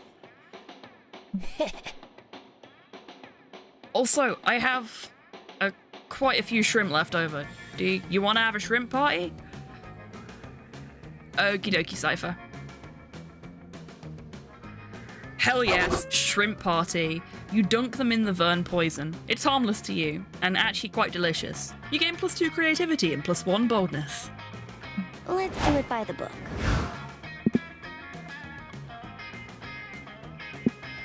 Yeah, no worries, Cypher. We've got Soul's turn first anyway, so you should be okay. You're huddled behind a bullet bunker in the throes of a tail tag battle royale against Camp Rival Camp. Fuck's sake. You're sure that this is the end. You've lived a good life, you think. Next to you is a Camp Rival Camp member, shivering and crying out, and out of ammo. Why your gun's part of tail tag is beyond your comprehension. Not sure I've ever had shrimp. I don't know if I have either, actually. Is this where we die, Soul? They sob. Why couldn't Camp Spooky and Camp Rival Camp just make love and not war? You reach for them, as if to bring them into a tender kiss. And as soon as they're in your grasp, you take their tail. Fucking brutal. Fuck yeah, that gives Camp Spooky the win! Everyone saw your sexy ruse, which also gives you +2 charm. Soul's really good at this. A wild Milo appears. Your heart starts beating fast. Is this another one of your dreams about Milo baking you a loaf of bread in the French countryside? Fancy meeting you here. Soul! I've been around looking for you, and now here you are, in my clutches. I've got a gig. And now that I've found you, want to do me a favour? I've got a soul reaping gig today, and I could use a helper. You're 80% sure this isn't a dream. You agree to help Milo. They lead you to a fresh corpse with a soul, waiting right above it. The soul looks like a dope blue orb. Do you look like a dope blue orb, Soul? Hello. Hi, I'm Death. My friends call me Milo. Let me be the first to say, congrats on shuffling off that pesky mortal coil. Bit greenish yellow, really. Ah, that makes sense. Soul of lemon. So you're a dope greenish yellow orb. Ah, I've been expecting you. I assume you're here to lead me to the afterlife. I died for a few minutes when I was a child, so I'm somewhat familiar with the intake process. It's always nice to have someone that knows what they're doing. Exactly! Oh, I love souls who've died before. They're refreshingly chill. I'm just going to ask you a few questions before we go. First, state your name, please. They do, Mercy. I am Remedius Targaryak, commander of the Mer King's Guard and knight of the Mer Realm. Praise be the Mer King. Still can't get over the fact that they called him the Mer King. And just to confirm that you're actually dead, how were you killed? Prepare thyself, 'tis a terrifying story. I served many years on the Mer King's council, but 'twas the Mer King himself who killed me. One night, the Mer King was attacked in his sleep. He survived but became paranoid of his small council, thinking the attack was a coup. His paranoia led him to behead me, his most loyal knight.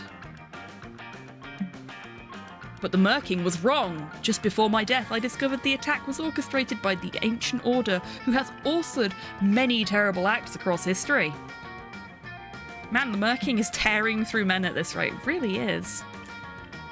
This foul order is known as the Masters, and they execute their devious plans. They chant Masters, Masters, Masters, but they spell it with a Z. 'Twas horrifying beyond belief. And I happened to notice that the Masters had quite admirable derrieres. Seriously, they were caked up to a ridiculous degree. What? Wow, that's a lot. I'm just gonna check the death by courtly intrigue high fantasy box on the form.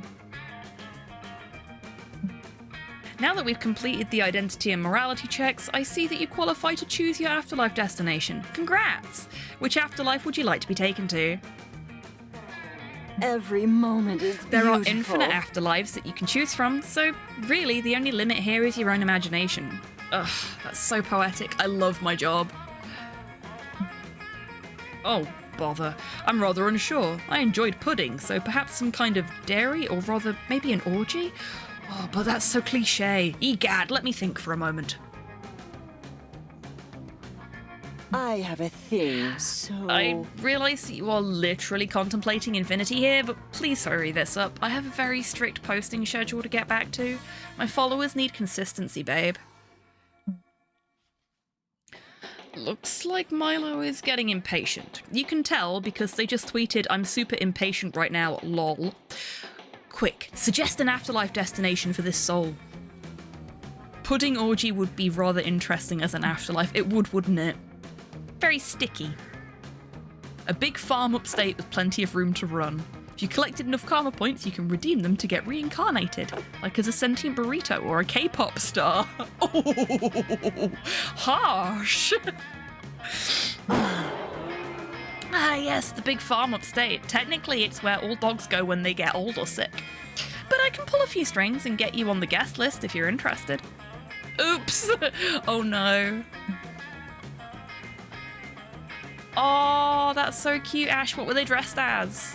The soul glows bright shade of blue. An afterlife that's just me and a bunch of dogs? That sounds like heaven. Take me there, please. Oh my god, this is just me, isn't it?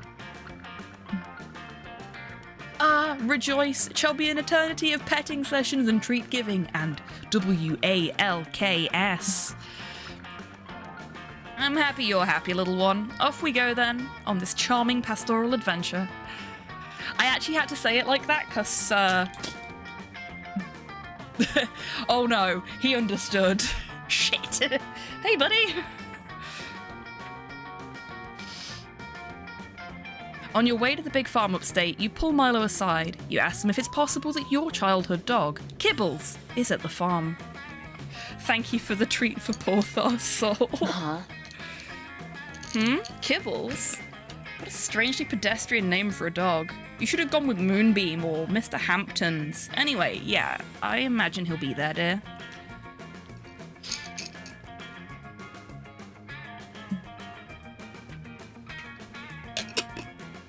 Ugh, got dog slobber on my fingers now. Oh my god, huge if true. You and Milo arrive at the farm and drop off the soul. The place is full of doggos. You look around desperately. And look, there's Kibbles, your old dog.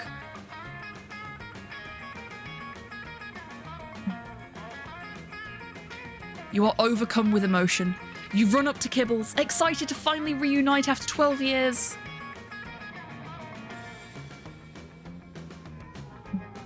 Kibbles stares at you, confused. You realise that, oh my god, Kibbles doesn't recognise you. Your childhood dog doesn't recognise you. You stand in front of Kibbles, speechless, dumbfounded, and intensely heartbroken. Kibbles wanders off. You watch him run around the farm. Okay, that's really depressing. Looks like Kibbles has a new family now. He's got a husband dog and 3 puppies. Wait, dead dogs can have their own puppies?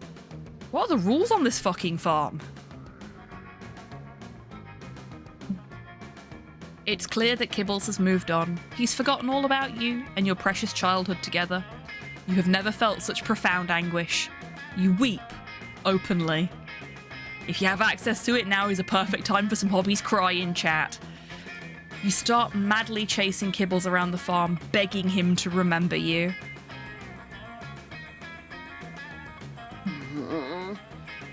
Saul, you need to pull yourself together. There's nothing more off-putting than begging someone to like you, even if that person is actually a dog. I can't be seen with you. Sorry, but I just can't be seen with someone this desperate. There, I said it. And now I'm leaving you blubbering pool of emotional vulnerability. That's harsh.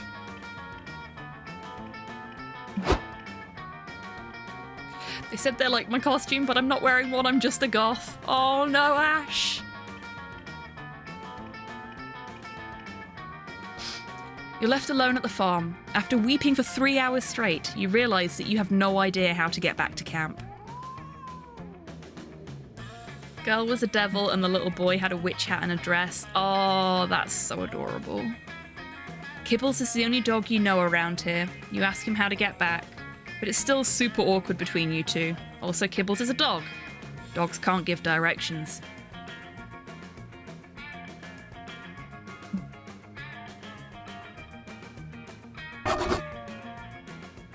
Hey, I had nothing to do with it.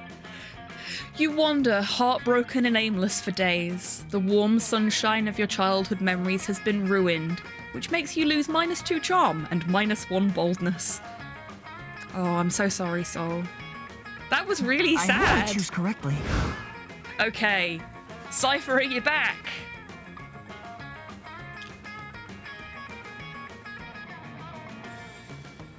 I don't know if Cypher's back yet.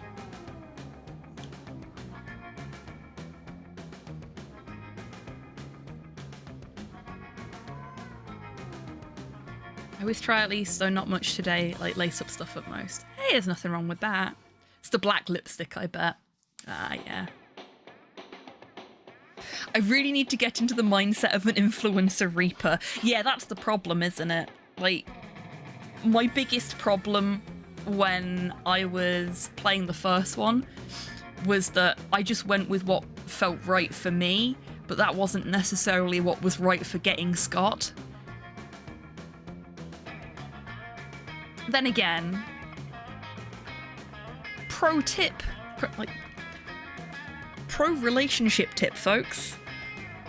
Don't do what this game encourages you to do if you want to get with someone on a long-term basis. Bring yourself. There is no point in lying about who you are to get the affection of somebody, because then you either have to keep that up or at some point you're going to have to reveal the truth and fucking hope they still like you. Just be who you are. That's way more attractive than trying to be someone that you're not all the time. And way less energy. Speaking as somebody who has done both of those things.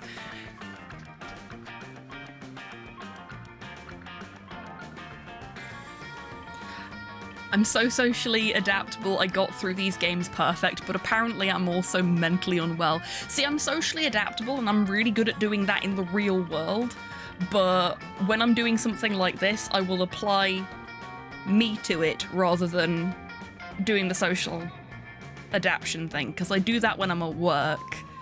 I adapt to the social situations at work so I can get things done. But the rest of the time, I'd rather just be me. Because being me is, you know, I've worked very hard to figure out who I am. I don't see the point in hiding that.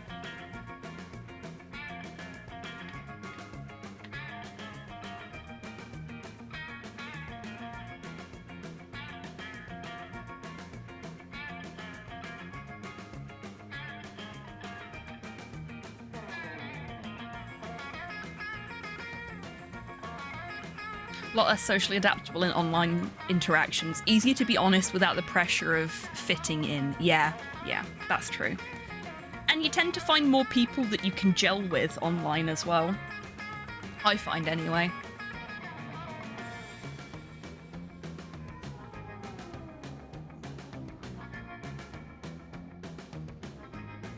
Tell you what, whilst we are waiting, now is a great time to remind everybody that we have an extra special giveaway today. There are 3 games up for grabs, 1 copy of each game, and they will be drawn in the order they are listed on the prize description there. So you have 3 chances to win for 3 different games.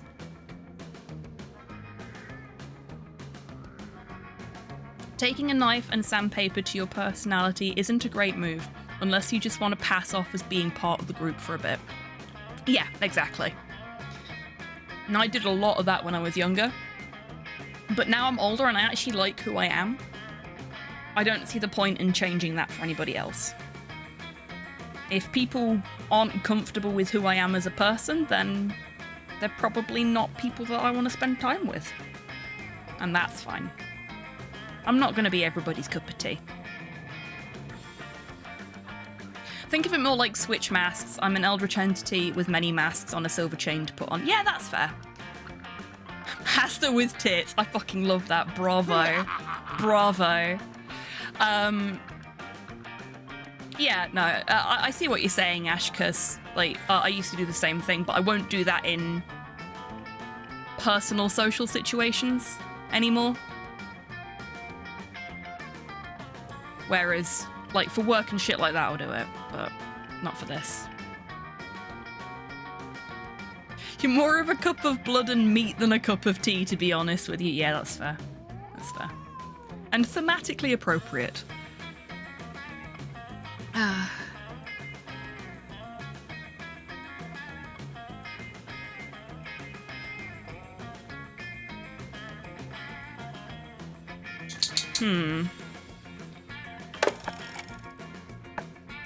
Okay.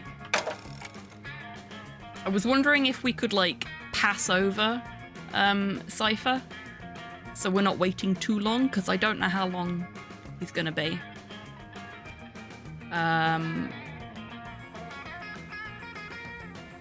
But it looks like we can't. It's unfortunate there's no function for that.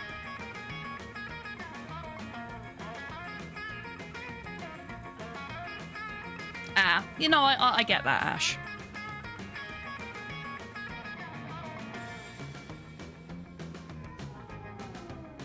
See, I see that as kind of a different thing. Like, there are certain friends that I'll just be completely open with, but others that I'd sort of redact that a little bit with. But I don't adjust my personality. Just the amount of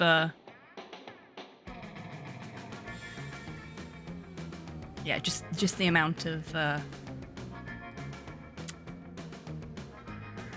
open emotion that I show.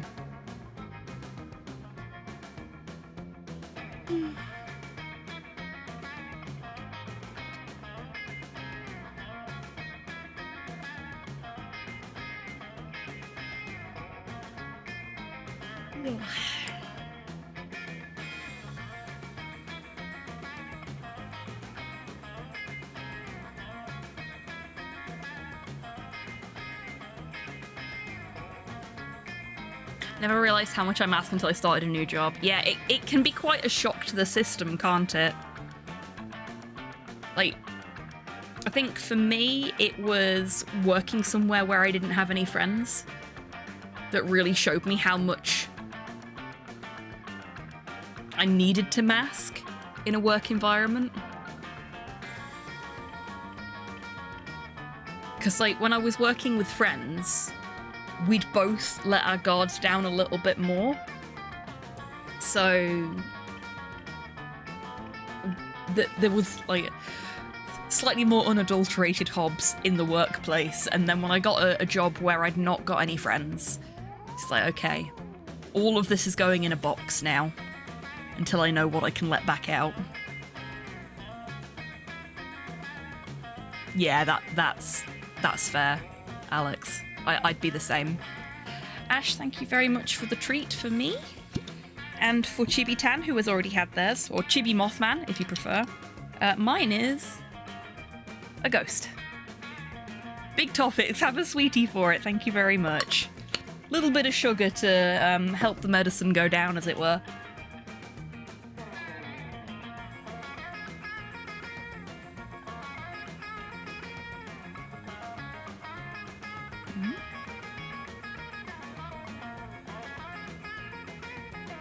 See, the really funny thing about that as well is that I now work somewhere where technically I don't have any friends. Like, nobody that I know from outside of my working environment. But I don't mask at all at work anymore because I don't have to. Because I've got a really good boss and a really good colleague who may not understand me all the time, but just accepts that this is the way I am and thinks I'm cool, which is weird. Not used to my colleagues thinking I'm cool. I've been working here for... Yeah, but there's a difference between you folks thinking I'm cool and my colleagues thinking I'm cool. Or another thing, if you don't like dude, I'm fine with dude. Dude is fine for me. Thank you. That's very sweet of you both to say. But yeah, it's... I'm not used to people at work... Sorry, barky dog. I'm not used to people at work thinking I'm cool, is the thing. I'm used to people at work thinking I'm weird. And I'm fairly used to that. So used to throwing out dude, but don't want to be an ass. I know some people don't like it, yeah. Dude is one of those things that I need to get out of my vocabulary a little bit, because I know I can use it with some of my friends, and they don't care, but others, as you say, not so big on it. I've not come out as non-binary at work, but I came out as pan, and everyone's been really lovely about it. Oh, that's great. I'm really glad that they've been nice about it. Like, I'm not out at work. I've got my pronouns in my HR profile, and my boss uses the correct pronouns for me, which is really nice. Because we've not discussed it at all. She's just sort of gone. She just uses them. She's obviously spotted them in my profile and gone, right, that's their pronouns. Okay, we doing this properly. But I work for an American company, and a lot of my colleagues are based in Texas, so I'm kind of about coming out properly. Because, you know, I'm sure they're lovely, and a lot of them would be very supportive, but I don't know which ones wouldn't be.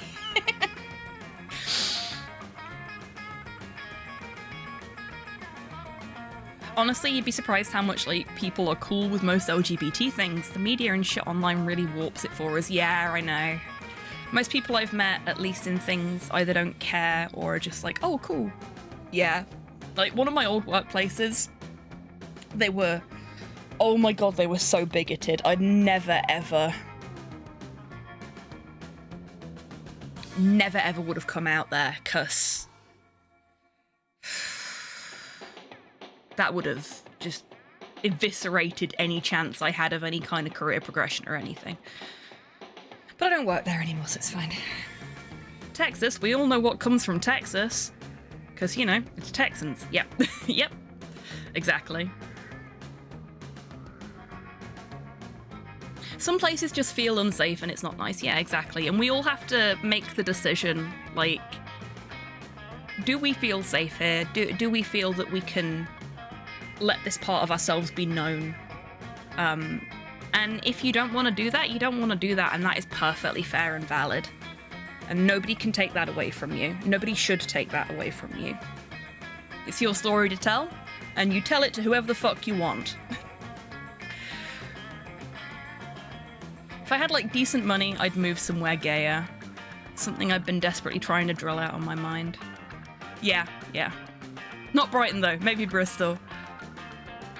Yeah, it can be very difficult because, especially, like, Twitter these days is so fucking toxic, and it's a constant stream of misery and the worst parts of humanity on places like Twitter. But not everybody's like that. It's... hermetically sealed environment isn't the right word, but you've kind of got a bit of a petri dish thing going on there. Petri dish, however you want to say it.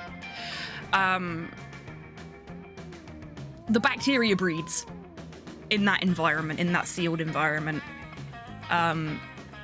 So of course you're gonna get that shit. Welcome back, Cypher. It's your turn. We've been having some like super deep thought conversations while we've been waiting for you to get back. As you're searching the haunted manor, you come across an enchanted doll that promises to grant all your wishes. Yeah, exactly, Ash. Really, Alex? That's really good. I'm so glad to hear that. I feel slightly insulted. Why?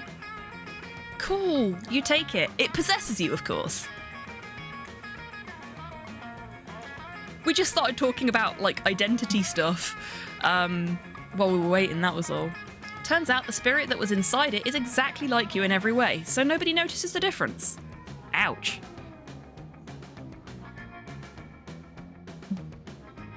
The only difference is that this spirit is a little bit bolder than you, so you basically gain +2 boldness. Later, you're wandering around trying to tell if you have mercury poisoning from all the tuna you ate for breakfast when you see Joy and Scott. I love taking pictures. Yo, Cypher, check it out. Joy and me are doing photography. It's basically the art version of sports. Oh, Scott, you precious bean.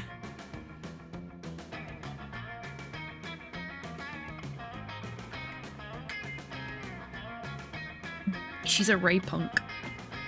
Is she?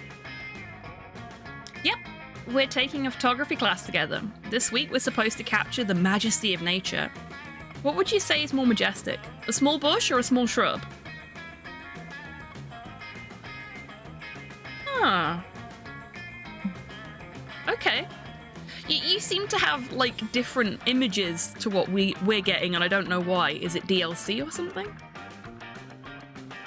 You have a desperate need to be included in basically everything your friends do. So you whip out your phone and start snapping pics with Scott and Joy. Yay, friendship! Yeah, Joy's short shorts are great. You set it to random, I see. Suddenly, Scott pauses. He takes a big sniff of the air and inhales for about 40 seconds straight. It's an awkwardly long time to be inhaling.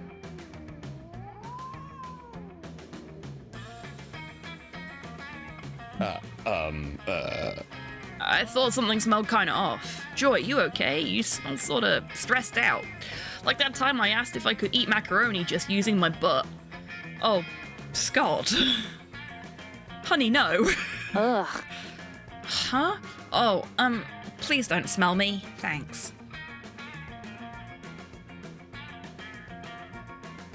I had a pair of Something short shorts that doesn't I feel absolutely right. adored, but I gained weight and now they don't fit. But I am a bit stressed. It's just that everything is so calm, and when things seem calm, that's actually when they're the least calm. It's the calm before the storm.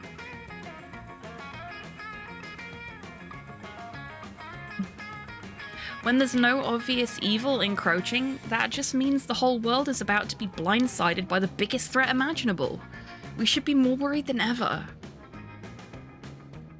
I'm a black jeans or nothing kind of person, in that you will either wear black jeans or you will wear nothing, or...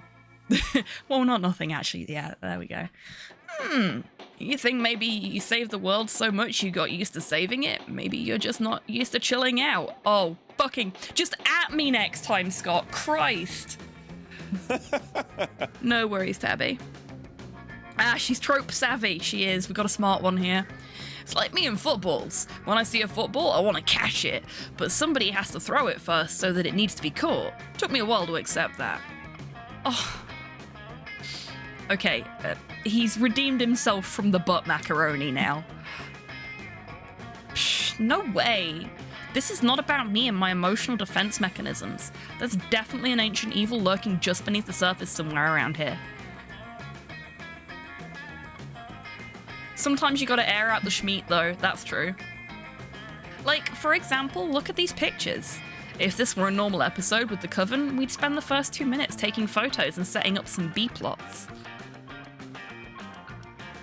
Okay. She's just too used to being on TV. And then we discover a mysterious omen in these pictures, teasing the larger evil that's yet to come. See, doesn't this picture of a tree look a little foreboding to you? Scott's no thoughts, head empty look is always gorgeous. I know, right? He's such a sweetheart. I love him. It just kind of looks like a normal tree to me. Looks sort of familiar, actually. I think I peed on that tree once. Oh god, is that an omen?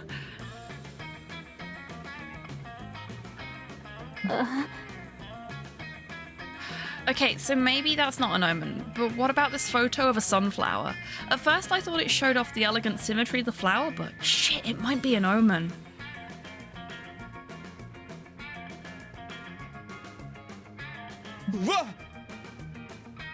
Alright, I'm gonna look through the pictures I took and find an omen because I want to be a good friend. Picture. Oh my god, Joy, look! Oh! I love it when he does the Teen Wolf howl. Look at this photo! It's so blurry! It's evil! It's a blurry, evil omen! My goddess. Nope, that's just your thumb. That's a blurry picture of your thumb. Hecate, help me. Maybe this was a bad idea. Uh-oh, looks like Joy's coming up short on omens and is about to be exposed as a total workaholic. Look through your pictures and find something ominous to help her out.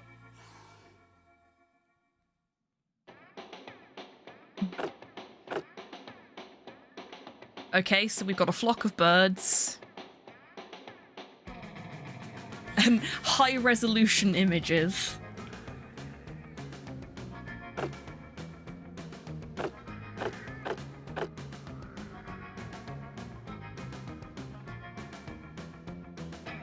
Look, if you come for my boy, if you come for Cal, we're gonna have problems. You will not be Wicker Manning my boy. I don't know, I'd be tempted to go with the birds. Docks with rainbow laces, so gay, I love them. I have docks with rainbow laces! Yeah, Cypher is totally right. Birds are super typical bad omens. I mean, usually it's crows or vultures or maybe ravens, but even that's a stretch. Yeah, I have the, like the thick-soled, vegan leather docks. And I put my rainbow football laces in them. I don't play football and have never played football, but I got the laces from one of the, I think it's an ex-coach, of the Leicester City gay youth football team. So I have treasured those laces for a long, long time. And this is definitely a picture of a bunch of pigeons, but fuck it. This is officially an omen. I knew this whole thing wasn't just me struggling to relax.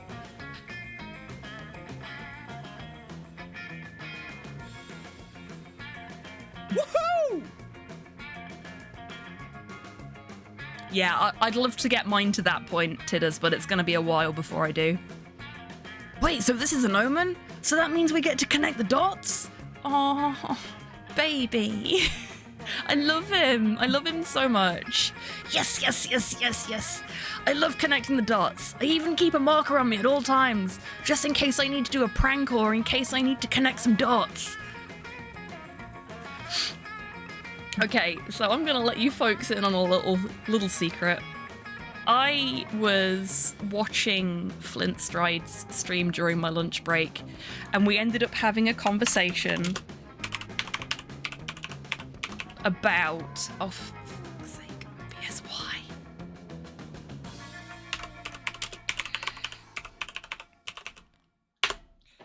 There we go.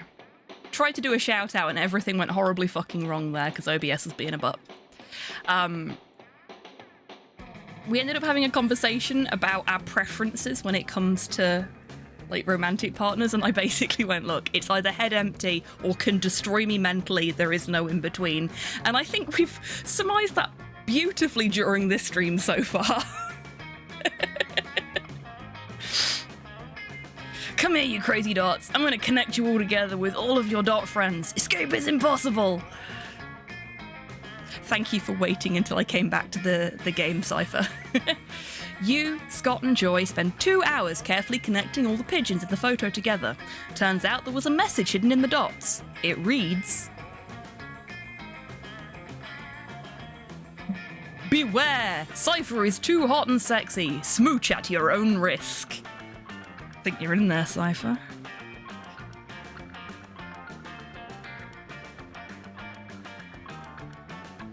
Lies! You smile quietly to yourself. Everything is going exactly according to your plan. You're a genius for bribing those birds to fly in that very specific pattern for this photo. Cypher's real superpower. Money. Or possibly birdseed. Oh my god, you guys! I thought we were just connecting the dots for fun, but it's actually it's really scary how they spelled out a message about someone we know!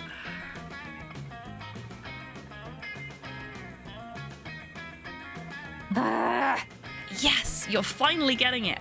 Omens are terrifying, and we should take them very seriously. They're our only warning of the terrible earth-ending evil that's yet to come. Oh no, are you the terrible earth-ending evil, Cypher? What have we done? In this case, the Omen is telling us that Cypher is too hot. Fascinating. Previously, I have to admit that I was a bit interested in Cypher. Oh, you were in there? Are you now not? You're a bad omen.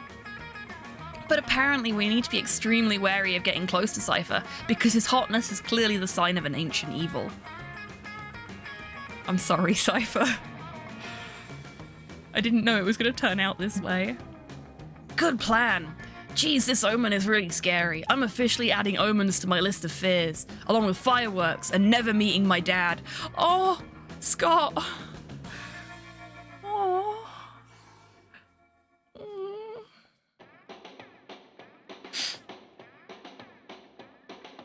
Are you also afraid of omens, fireworks, and never meeting your dad?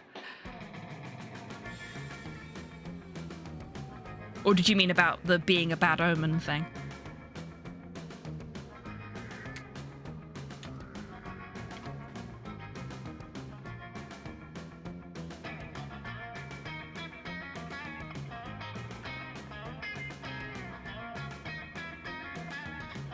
Have the captions gone fucky again? No, they haven't. They just disappeared. All good.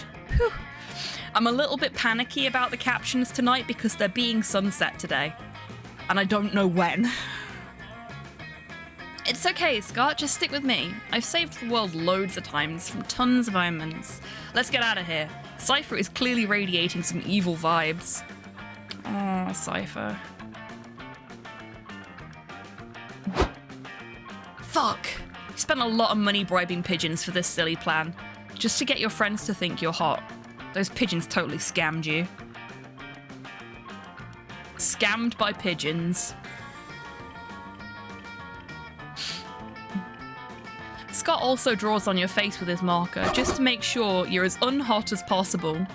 You lose your dignity, along with 2 creativity and 1 charm. Ouch. You did not achieve true pudding. No. No, we did not. Everybody choose an object. Player order is based on which object you'd be least likely to roast over.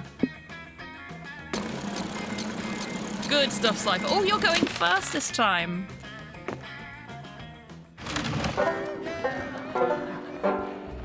Oh wow, we've got loads of this left. Yeah, this isn't a 90-minute thing for us. Was that Mothman? Milo and Joy are sitting close to the campfire. Joy is looking supremely annoyed while Milo shoves their phone in her face. This should be good. Fancy You meeting can gossip here. with Mothman. Oh my god, I need to do that. Oh, hello, Cypher. I've just been showing Joy this delightful little quiz called Which Coven Member Are You? Do you want to give it a try? Hello there. Enough of this. Do not humour them, Cypher. This quiz does no justice to the actual trials and tribulations my girls and I go through as Coven members.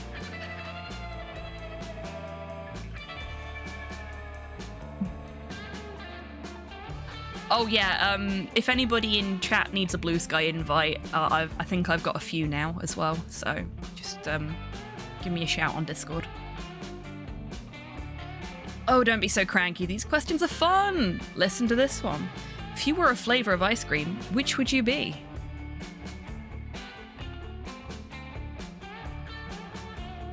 Aesthetics on point. Answer choices are black licorice, birthday cake, tiramisu, and vanilla. Well, I'm definitely a black licorice. So dark and mysterious, but so sweet. But what does ice cream have to do with saving the world? This is all bullshit. Who knows? Maybe you could have a frozen dessert emergency. We all scream for ice cream. Yeah, they're great, aren't they, Mazu? Okay, last question. What's your idea of a perfect first date? I think I'll choose a long romantic walk on the beach. It's a classic for a reason. Joy looks so fucking angry. The results are in. Are you ready?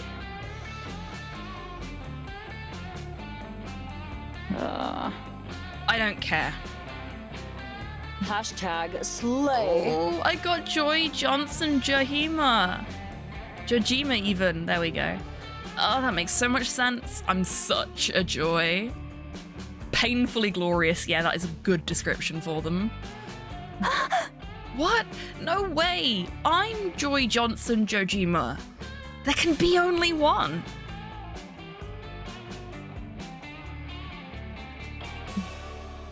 Proof is in the pudding, darling. The pudding being magicquiz.com.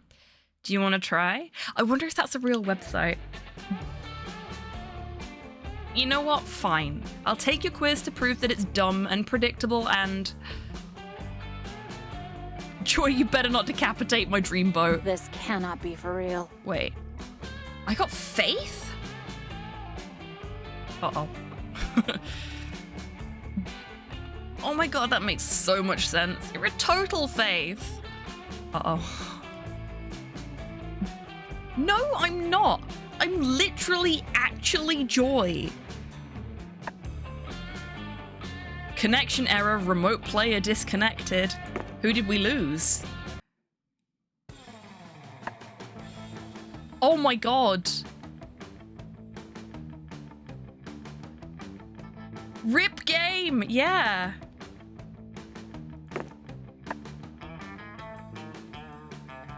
Now we'll never know. Now we'll never know. Bad Omen and Ancient Evil. Who was it that disconnected? I'm guessing it might have been Tabby, seeing as I can see Soul and Cypher in chat. Oh dear. Oh dear.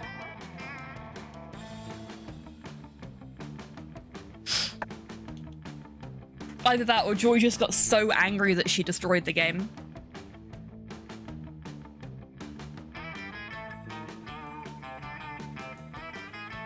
Joy's wrath was such that it tore the connections between realities asunder. It did, it did. Now we'll never know if we all get to go to the meteor shower with our prospective dates.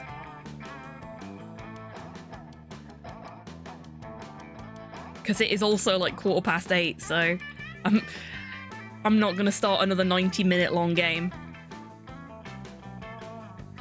Because we were only like halfway through. We weren't even halfway. Oh man. Oh. I'm really sorry, folks. I'm also very warm. But yeah, if you don't mind, I am gonna call it there on round 2. Here we go. Oh, yeah. If you don't mind, I'm gonna call it there because I am very fucking tired. It was fun while it lasted, just like summer camp. At least we'll have earned some Metashop currency. I'll take your word for it. I'm glad, Alex. It's lovely to see you here. Yeah, we probably won't have a stream tomorrow because after yesterday and then streaming today, I kind of need a day off. Yeah, it was good fun. I've had a lot of fun with it and will gladly play more of these games on stream with you folks. But I think for future Monster Prom streams, what we'll do is I'll do them on a day when I'm not working so that we can start earlier and finish later. Yeah, no worries at all, Tabby. It kicked us all out of the game, unfortunately. That is a design flaw, I think. It should be able to just go, okay, this one's left. You're most welcome, Tidders. No, it's fine, Tabby. Don't worry about it. Yeah, that's my one bit of feedback for the Monster Prom devs if they ever hear this. It would be much better if you could just eject the one player from the game if they disconnect so that everybody else can continue playing. But we know now. Yeah, we will do this again at some point. I might make it like a channel point thing where you folks can just put money into the bucket and we'll have a Monster Prom stream of some description. Yeah, I would have assumed the same, Tabby, but yeah, it just kicked us all to the main menu. Happy Halloween, Torpor. Thank you everyone for being here. I know it's unusual for me to stream on a Tuesday, and I hope you've all enjoyed this little adventure. Short though it may have been. We will definitely do more stuff like this in the future. I don't mind for special occasions doing bonus streams, you know that. And I love getting you folks involved as well.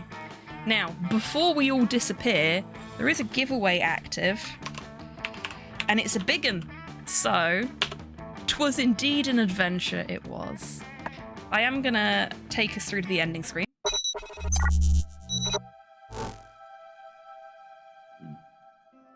Because this is the last chance you've got to see the Halloween ending screen. Like the additional features that have been added for the Halloween ending screen. So, you know, we may as well enjoy them while they last. Bone arse streams, exactly. And it's actually just changed it to bonus, fabulous. Bye, have a great time. Bye-bye spooky credits, yeah. Okay, so if you want to get in on the action for the giveaways, we do have 3 different games up for grabs here. We have Spirit Hunter Deathmark, which will be the first game I draw. The Coma Recut, Deluxe Edition, which will be the second game I draw. And Daymare 1998, which will be the third and final game that I shall draw. I can see we've got 3 entrants, which means that at the moment, every single person that has entered is guaranteed to win 1 game. So, if anybody wants to get in on the action and give those folks a run for their money, now is your last chance. Exclamation mark ticket will get you 1 ticket to enter. You can purchase up to 10 tickets by saying exclamation mark ticket, a space, and then the number of tickets you wish to purchase. If you are subscribed, you have twice the chance of winning, just as a little thank you for financially supporting the channel. Because I'll be frank with you, it's really helping me out at the minute.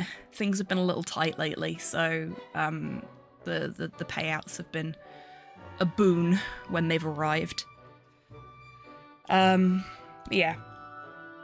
Whether you are subscribed or not, whether it's your first time here, whether you've been here every single time I've streamed since day 1, whether you've been lurking or whether you've been chatting, I really do appreciate all of the support you folks have given me every stream. So thank you, no matter how you've done it. What's betting I get the 1 game I already have? Which one do you already have, Cypher?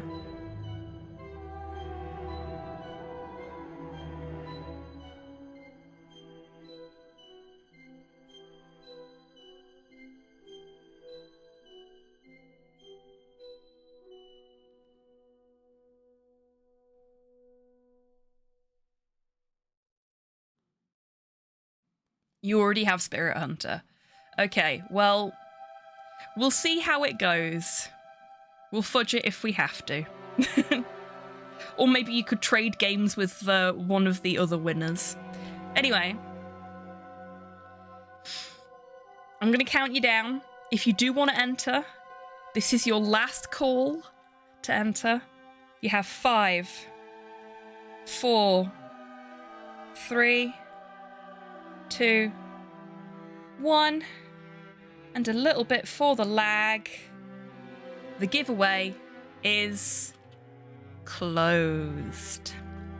So let's get started. The winner of Spirit Hunter Deathmark is... Oh, you're most welcome, Fart Bubbler.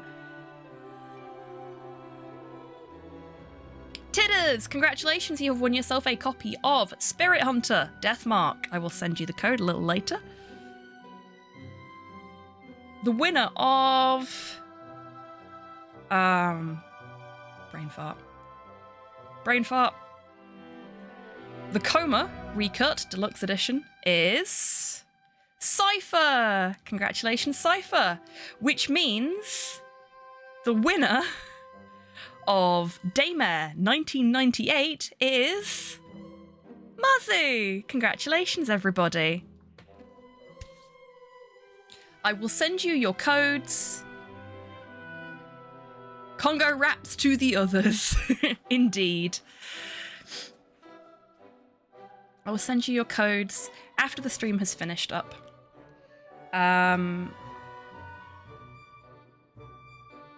Hit the wrong button. I'm going to see who I can send you over to. I know who I'd like to send you over to. They're still live.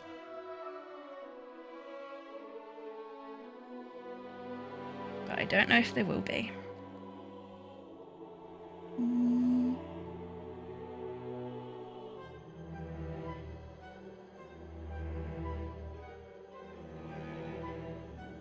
Okay.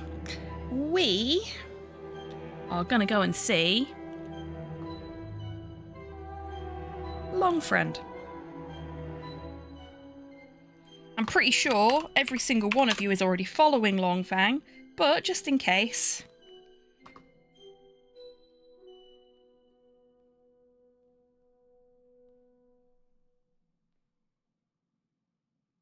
Well, Slow wouldn't be streaming Cypher. Slow doesn't stream.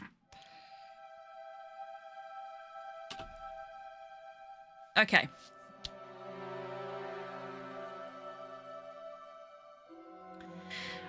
So, if Twitch is being a butt and doesn't drag you through with the raid, there is a link to Longfang's channel so you can come through in your own time. Massive thank you to everyone that's come along today for this little Halloween party. I hope you've had a good time.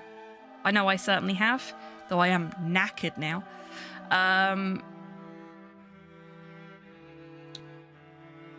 We don't normally do a raid message, but when you get there, just wish Longfriend a happy Halloween. I will be back on Friday. We'll be playing some more of Bendy and the Dark Revival.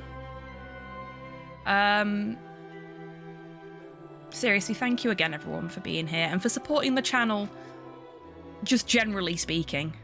It is wonderful to have you all. Until I see you next, take care of yourselves, take care of each other, wash your fucking candy pails, and have a great rest of your Halloween, everyone. Bye-bye.